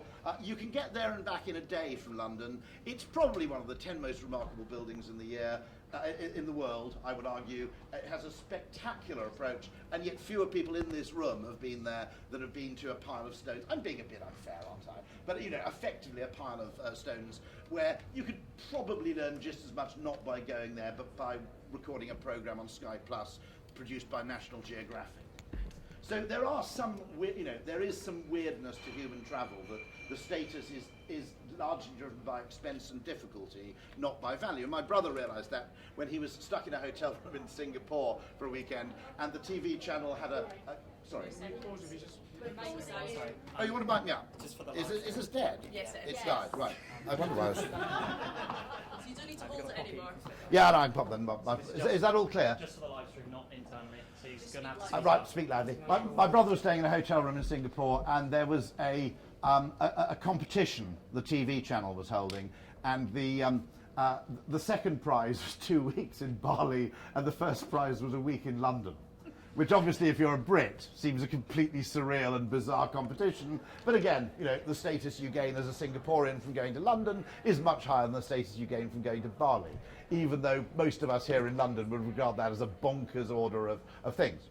So, I think there is a really, really significant thing. I think there's also a big problem, which is that if genuinely more and more people gradually are choosing experiences over stuff, it does have implications for things which are very difficult to change, like the shape of work and the length of the working week and the amount of vacation people get annually.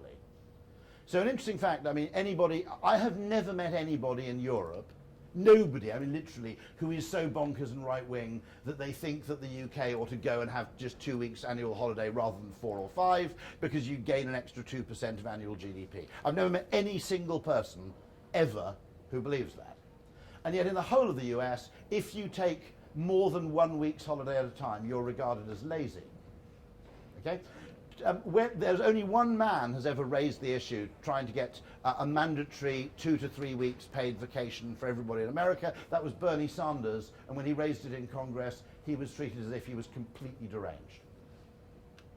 And so there's an interesting question there. If you ask Americans individually, 65% of them would like less money and more holiday. But it's a coordination problem, which is that if you're the person in the office who starts talking this up, you become known as the lazy guy. And there's a fundamental problem. I would argue that, one of the reasons, if you look at consumption patterns in the 1970s, if you look at consumption patterns in the 80s, as Marshall pointed out, generally people worked hard so they could own stuff. And in fairness, that wasn't totally irrational, because there was a lot of stuff back then that you could buy and own that made a significant difference to your life. Washing machines were much more expensive, dishwashers were expensive, everything to do with home appliances was pricier. And also those things were, a television was a pretty expensive thing and it wasn't that good. Now, most possessions are kind of affordable to people in the top half of the earning bracket, I think it's fair to say. Most things you don't. The other interesting thing when you think about it is that the number of categories of thing that you'd like to own that you can't afford is quite small. Now, I'm not saying if I gave you more money you wouldn't buy things you wouldn't otherwise buy. You'd probably buy a larger house would be the first default, Okay? But people might, you know, they might buy slightly more expensive cars and televisions. Now, contrast that, say, with 1920 or 1930. My grandfather was a doctor in a Welsh mining town. There were effectively, my father listed them once, sort of 20 categories of things that my grandfather could own that the surrounding populace couldn't. You could own a car, you could own a washing machine, he owned the 4th dishwasher in Wales, actually, good claim to fame. You could buy spirits, for example. They were, a bottle of reasonable whiskey was a week's salary to a Welsh miner in the 1920s. Okay? And there were, you know, you could travel abroad. There were huge lists of categories of things that wealthy people could own and buy, televisions, radios, etc., which other people couldn't. And broadly speaking, that doesn't seem to apply anymore. Now, you could argue maybe that's a complete failure in innovation. But the things that are being introduced are increasingly things which are shared. You know, the innovations, I think that point about things that we share is a really, really important point. Nobody actually wants to have an in-house chef, they want to have more restaurants. You know, none of the things we see as life improving really are anymore. You know, the things we look forward to in the shape of innovation, none of them are really things that we own for ourselves. They're things we can use which we, in some shape or form, share with other people. Now, it's a strange concept to look at a restaurant as like a sharing economy version of an in-house cook, but that's exactly what they are. That raises interesting questions, actually. One, do you need more redistribution of wealth? Because actually, in a sharing economy, what you want is a lot of people around you who are slightly poorer than you, but not much. Because if they share the same tastes and do the same thing, then you will have lots and lots of things available that, you know, you both can enjoy. Maybe at different times of day. You know, maybe it's slightly more expensive to go to a restaurant in the evening than it is at lunchtime, but nonetheless there's an interesting economic argument that wealth equality, I think, is quite important to an effective sharing economy. If you have huge disparities of wealth, it probably doesn't work very well. So that's one interesting thing. A lot of this experiential stuff is travel, and it interests me particularly because I think that the travel and hospitality sector and the entertainment sector have been revolutionized by digital technology more than anything else in many senses. And part of the reason is, by the way, that it's not only that usual sort of technological evangelism you hear. It's impossible to, if you're under 35 or 40, it's impossible to realize how crap traveling was in, say, 40 or 50 years ago. So you had to go to a travel agent who would show you sort of brochures of places. There was no other form of exploring. Okay? If you wanted to find out where I lived, the times of the trains from Newport in Gwent to London, so, you know, about the most banal travel inquiry you can imagine, okay? When do the trains leave for London from Newport? You rang, I'm not making this up, I promise. You rang a pre-recorded number where a voice read out all the train times.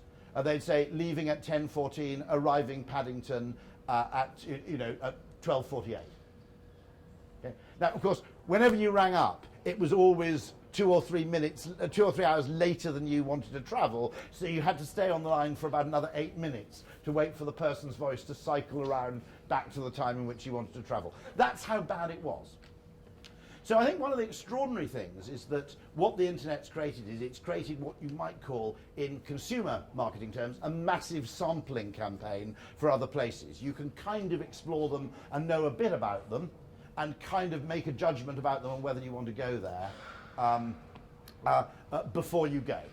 Secondly, I think there are psychological effects which we don't fully understand, but which are made possible by, for instance, I know it sounds very weird, if you can print out your boarding pass 30 days early, as you can with EasyJet.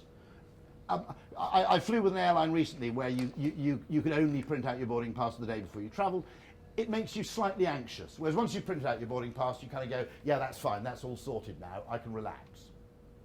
There are elements of payment. I was talking to a friend of mine who's very good friends with a futurologist, and she makes the point about Airbnb, that the completely frictionless payment and the fact that you can rent houses without actually making contact with anybody, without handing over cash, without posting checks, makes the whole thing feel completely different.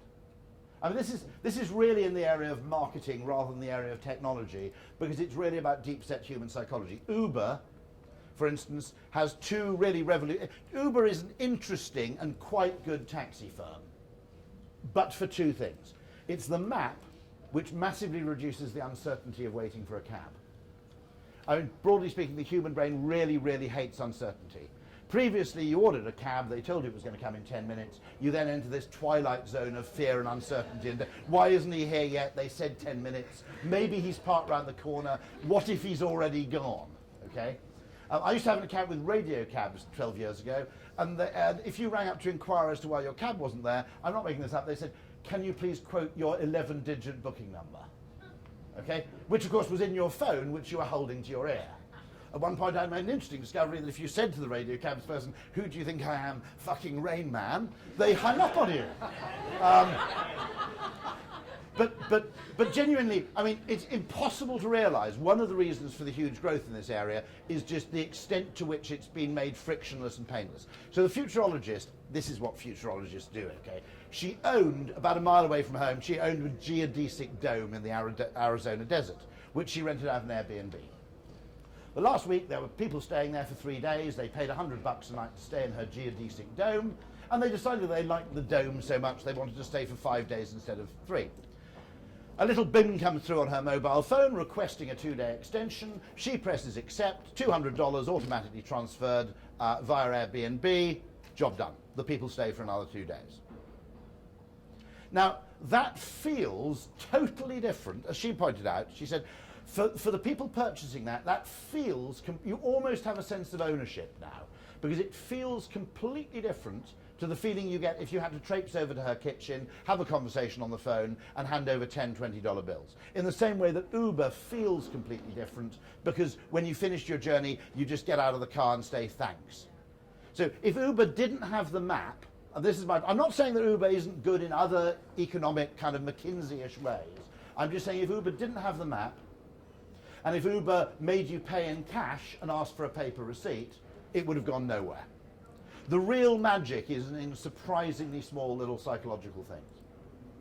I think there's a lot further we can go, actually, in understanding this. I think that I think there's a very, very big opportunity psychologically, and I'd love to chat to you about this, actually, in what you might call creating both a legal and a psychological halfway house between ownership and just straight-out renting.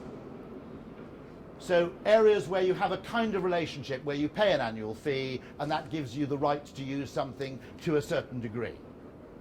I think in travel, I mean, you could say that's timeshare if you wanted to be crass about it. Timeshare died basically because it was taken over by crooks. But I think something where you have a sense of ownership but where your usage is partial, I think appeals to the human brain in that we still have an instinctive feeling that when we spend money we should kind of get something, rather than just everything being purely transactional. So I think hacking the human brain by creating that feeling of kind of partial ownership, I think is a really interesting area to explore in travel and transportation.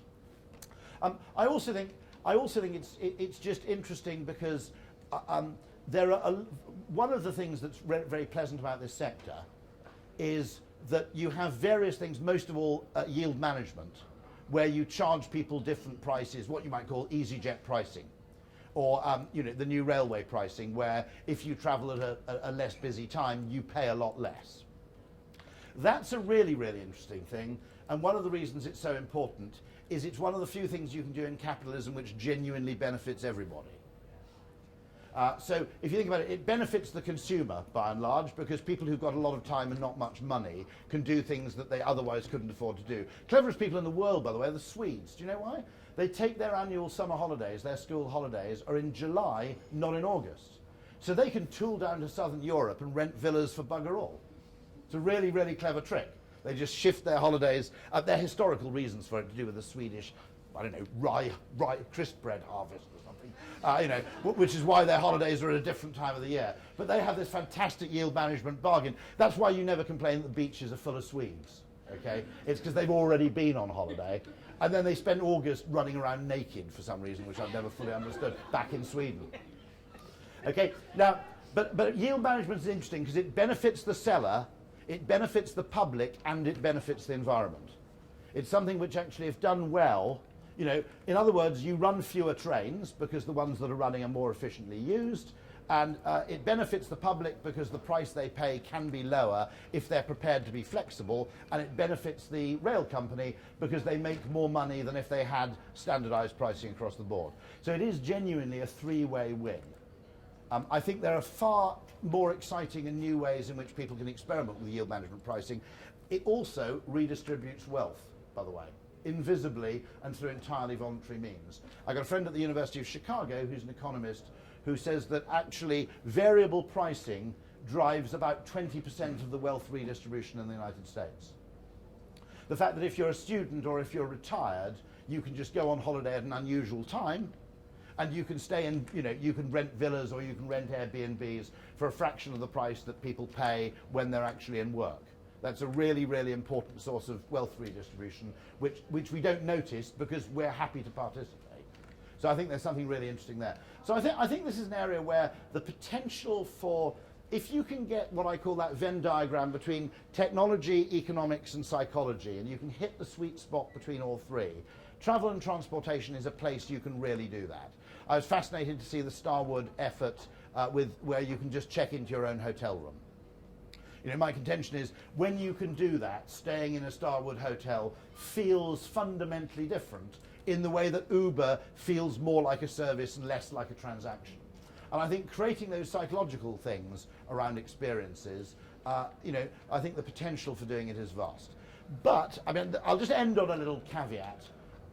We all, because of our age and because of the business in which we work, we tend to be techno-evangelists. We tend to have that slight Silicon Valley ideology, which is that, you know, all automation is good. Wherever possible, you replace a human with an algorithm.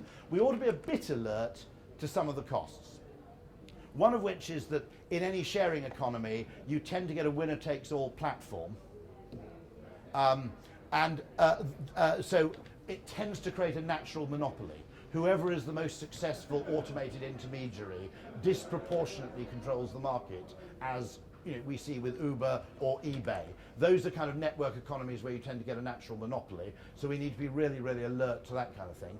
Why, by the way, Airbnb became the huge success, rather than, say, earlier people like VRBO or Home and Away, I don't quite know, by the way. I mean, we were chatting about this earlier. They just went for a hip vibe, which just changed the whole feeling of what you were doing, I think. But that's a very interesting case of what you might call the opposite of first mover advantage, late mover advantage. There are also cases that the Silicon Valley thing tends to drive, you know, it almost has a kind of ideology where anywhere where you can replace a paid human with an algorithm, you are a hero, despite the fact that this creates quite large unemployment. And we ought to remember at some point that those people who are complaining that Airbnb is unfair competition to the hotel trade, which after all has to train staff, employ staff, pay insurance, and put up with a whole load of regulatory issues, which Airbnb doesn't. We genuinely react badly to those people, just as we react badly to the people who opposed Uber, okay? But always remember they do have a point, okay? You became a black cab driver in London, and the implicit promise was that you spent 4 years doing the knowledge, and you would end up with a kind of monopoly of on-street collection. And let's be absolutely candid. I'm not one of nature's Luddites, but they were kind of harshly treated. You know, there was an implicit promise which was kind of broken because of a technological loophole. So we ought to be a bit alert to this. The other thing to be careful of. And I'll end with a very good book recommendation. For anybody who's interested in this, read a book called The Middleman Economy, which is written by a Russian-American. And she's a very, very clever economist who understands there's a sort of Silicon Valley obsession with always getting rid of middlemen. And she explains that middlemen who tend to be derided because they apparently make money while not actually making anything do have an extraordinary value, which isn't always well understood by the people who have kind of theories of perfect, frictionless, efficient markets. Not least, for example, if you imagine a classic middle person, which is a wedding planner, okay? Generally, people only get married once. It'd be very, very easy for a florist to rip off the bride or bride's mother, because generally speaking, I don't want to make a generalization, but someone planning a wedding and completely bonkers people are two Venn diagrams with quite a high level of overlap. Is that fair? Okay? Right? But you know, it'd be very, very easy for a florist to actually rip off a single bride or bride's parent, but the wedding planner is a source of regular repeat business, and you have to deal with them fairly.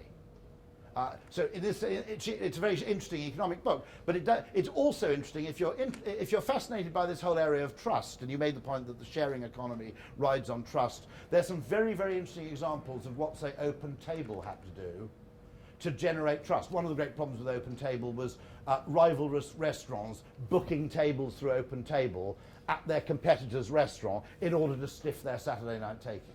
And the very, very clever stuff you had to do to overcome this kind of thing, including part of the value of the loyalty program with Open Table, was simply to encourage people to keep a stable identity.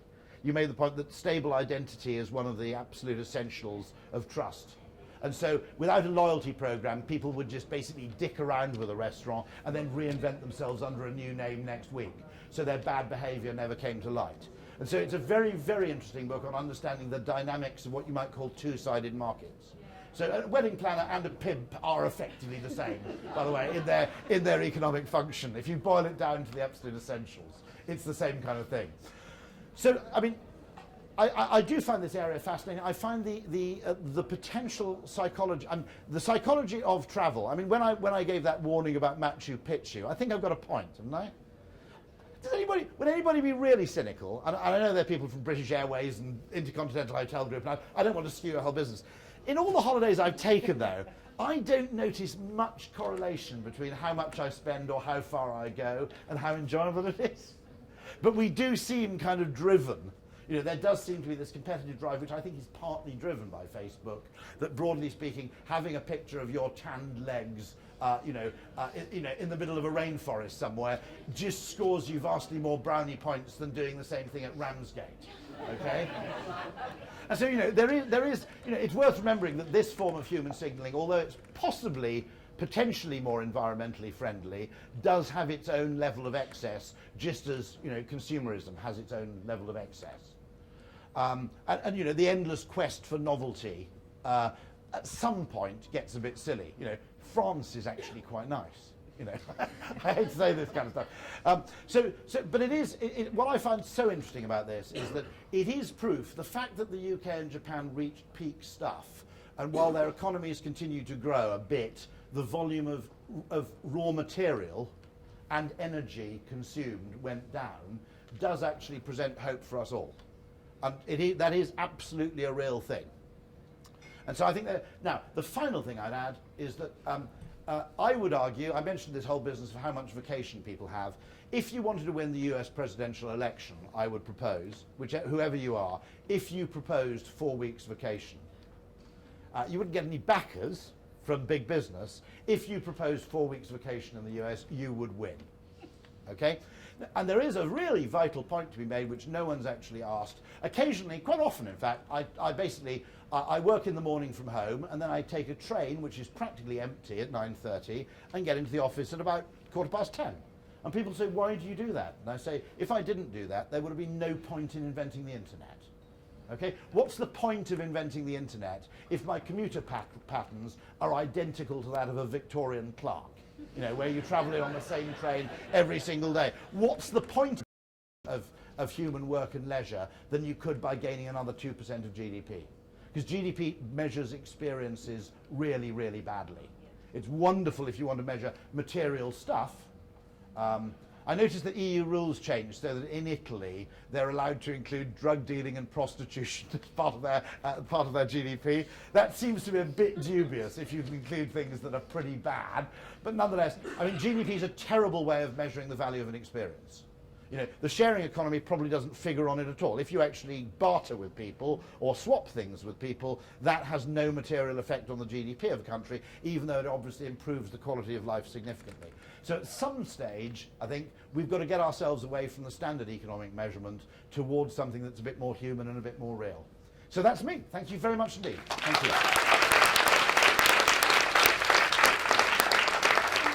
Oh, questions, yeah. There are some questions. Ooh. The first one isn't so much a question as a statement, but since it's the most popular question. Okay, it's rude, is it? It's abusive? No, it's just an observation. Apparently you are a Rain Man. Oh, okay. So apparently, according to your audience, you are. But what I do want to ask, just summarising some of what you said, one of the things that did kind of stand out for me was this notion of the sharing economy that you started talking about sharing economy shifting the way that we're working and behaviours. And so I pose to you the question, do you think therefore that universal income should be something that we are thinking about to balance out this? I mean, that's a really interesting one. Yes. I mean, one of the fears of universal income is that 10 people would just get together with their universal income and form a commune and just sit around smoking drugs all day. Now, admittedly, that's not bad for the environment, particularly depending on where they get their drugs from, I guess. Funnily enough, what's interesting about about basic income, or the basic income guarantee, is that for about 50 years it's had support from people both on the right and the left. So Milton Friedman was broadly speaking in favour of it, as were some pretty left-wing economists as well. And you could argue, what's interesting, I think, is that if you need more redistribution of wealth, we've got to work out different ways of doing it, because something about conventional welfare as it currently exists doesn't work very well. And there are psychological experiments about this, that money that's given to you, weirdly for nothing, doesn't create gratitude, it kind of creates resentment. And so there are some interesting questions about what are the mechanisms. Now I think the interesting thing about the guaranteed basic income is that right-wing people are surprisingly benign towards it for two reasons. One, it's the same for everybody, okay? So it isn't the usual problem of what they see as government taking money from a part of the electorate they don't like and paying it to their supporters, okay? Because everybody gets the same. That's the first point. Secondly, I think one of the reasons it appeals to grumpy right-wing people is you can't game the system. One of the things that drives right-wing people practically crazy is people exaggerating their own misfortunes. It's just it's a sort of cultural thing. And because basically whatever happens, you get this money, broadly speaking, it seems to be popular in a range of places, and strangely libertarians tend to support it as well. So there's something that's certainly greater. I mean, I think Finland's experimenting with it in a small number of. I think it's a small town. They're just experimenting with it. Certainly more economic experimentation. Part of the problem is that the problem with neoliberal economics is not so much that it's wrong; it's incredibly unimaginative, because it basically defines every problem in a very narrow economic way. Okay. And then assumes, in every case, that the answer to change behaviour is you either bribe people or fine them. And every single problem boils down to a very, very narrow idea of utility. Now, by the way, who's here from an airline? Okay, right, okay. Now, the rest of the audience, cover your ears, because you're going to really hate me for this, okay? An awful lot of yield management pricing follows that assumption that if you want people to travel on the 2 p.m. flight rather than the noon flight, you've got to drop the price of the 2 p.m. flight, effectively bribing them to travel 2 hours later. Now, it's actually a really expensive way of getting people to change their behaviour. If you just say recommended flight next to 2 p.m, you'll get a third of those people going on that flight paying full money. If you say this flight is emptier than the noon flight, a load of people will pay the same price and they'll go, well, I'd rather go on an emptier plane. If you actually just said double Avios points or whatever it might be, or double tier points, you could get a stack of people, because people are bonkers about tier points, right? And they'd actually just, cancel their business trip or reschedule their meeting in order to pay more to go on the 2 p.m. flight. Now, I know this because actually, who's here from an Intercontinental Hotel Group? One of the most successful things they do is you can pay quite a lot extra to stay in a hotel and get 1,000 bonus points, and loads of people do it. Ocado also prove the fact that they get people to shift the time of their delivery just by making the van green. There's no money involved. It's not a cheap. You all know the green van, and I tried to get the figures out of Ocado, saying, the green van, which just says there's already someone having a delivery at this time, so it helps the environment if you choose the same time as your neighbour. Okay, and I went to Ocado and said, okay, what are the figures? And they said, can't tell you. I said, oh, go on. They said, no, we really can't tell you. Well, can you give me a clue? And they said, let me just tell you this. You wouldn't believe it. Okay. So just having the green van, it makes choice a bit easier. So people go, well, I don't really care whether it's 7 or 8, and since that one's green, I'll do that. Okay. So there's an awful lot of kind of economic assumption that basically money is money. I mean, that's the fundamental assumption of economics. That actually, how much you value money entirely depends on a range of psychological and contextual factors. If you pay for something on a contactless credit card, it feels about 15% cheaper. Okay? If you pay in cash, it feels more expensive. So that covers one of the other. Okay. Oh, right. Does less stuff mean less jobs and less money? This is the interesting question, which is, you might argue, I don't know, and this is why I need someone who's much better at modelling than me, because I'm not very good, I don't do it at all. You could argue that actually if you gave people more leisure and they spent more money on services and less on goods, then by spending money on services you create much more employment than you do when you buy mass manufactured goods. So we don't actually know that having 4 or 5 or 6 weeks vacation would be bad for the economy, necessarily. It might actually mean that people spent money on more labour-intensive stuff, which therefore creates more work. And that's a really interesting question, which I'd love to have someone answer from an economic standpoint.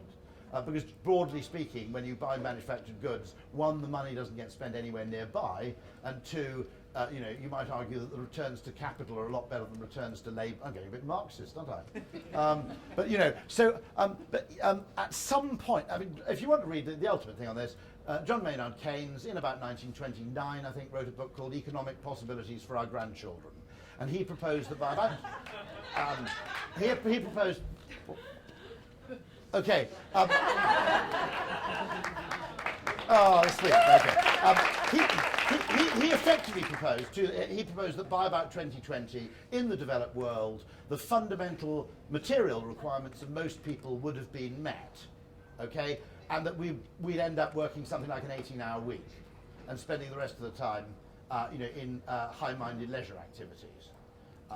Now, he might have had a particularly high value of leisure because as part of the Bloomsbury group, you could always spend a spare hour having sex with anybody within a 5-yard radius, which probably made leisure disproportionately valuable. But nonetheless, I mean, he genuinely thought that also it would be a really important gesture for humanity just to say that we value civilization over material wealth at some level, and actually, time spent in worthwhile leisure activities just has a greater value than time spent effectively accumulating things that we don't, strictly speaking, need. So there we go. I've not asked the last one. I'm no. I'm not going to go through all of these questions, but what I am going to do is I'm going to ask you about what it is that you would most like to see invented in movies. And I'm going to only ask this one question because I'm very aware that we stand between you and drinks. But I'm also very aware that we have a room full of exhibitors next door who are all bringing different inventions, different technology to the table. So I am curious to see that one. I'll give you 3 that I've always thought about and fantasized about. 1, there needs to be some... anybody here who commutes from outside London, and there's a group called Campaign for Better Transport who campaign for this. The season ticket is basically a 19th century idea for people who make the same journey 5 days a week.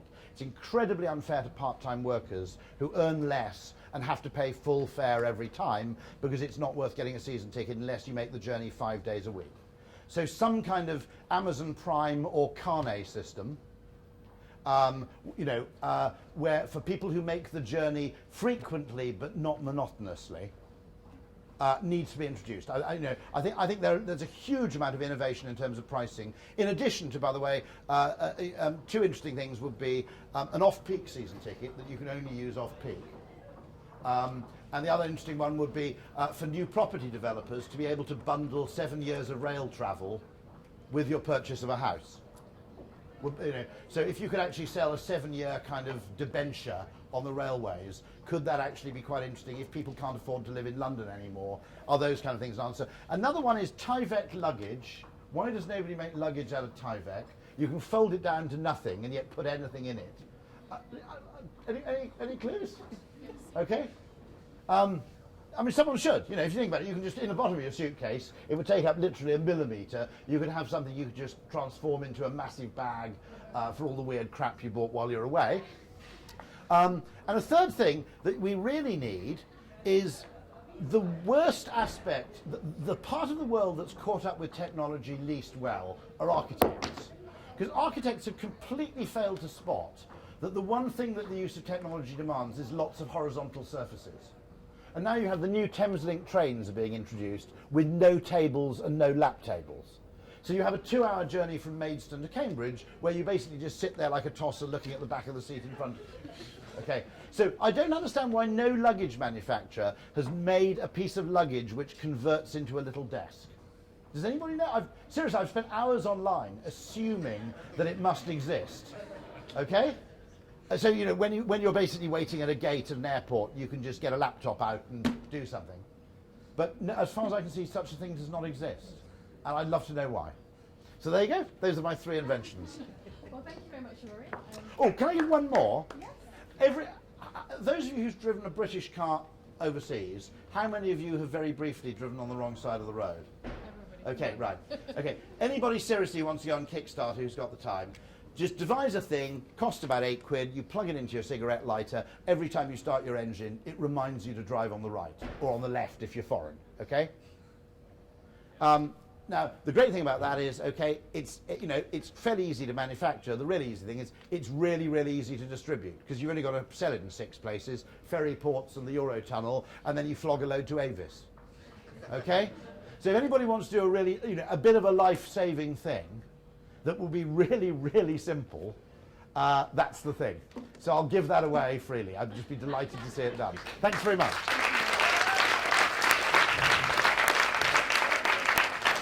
So I am told that drinks are in this direction, they are paid for, and there are lots of visitors in that direction. Thank you very much for joining us today. Fantastic. And thank you to all of our speakers. Thank you. Thank you.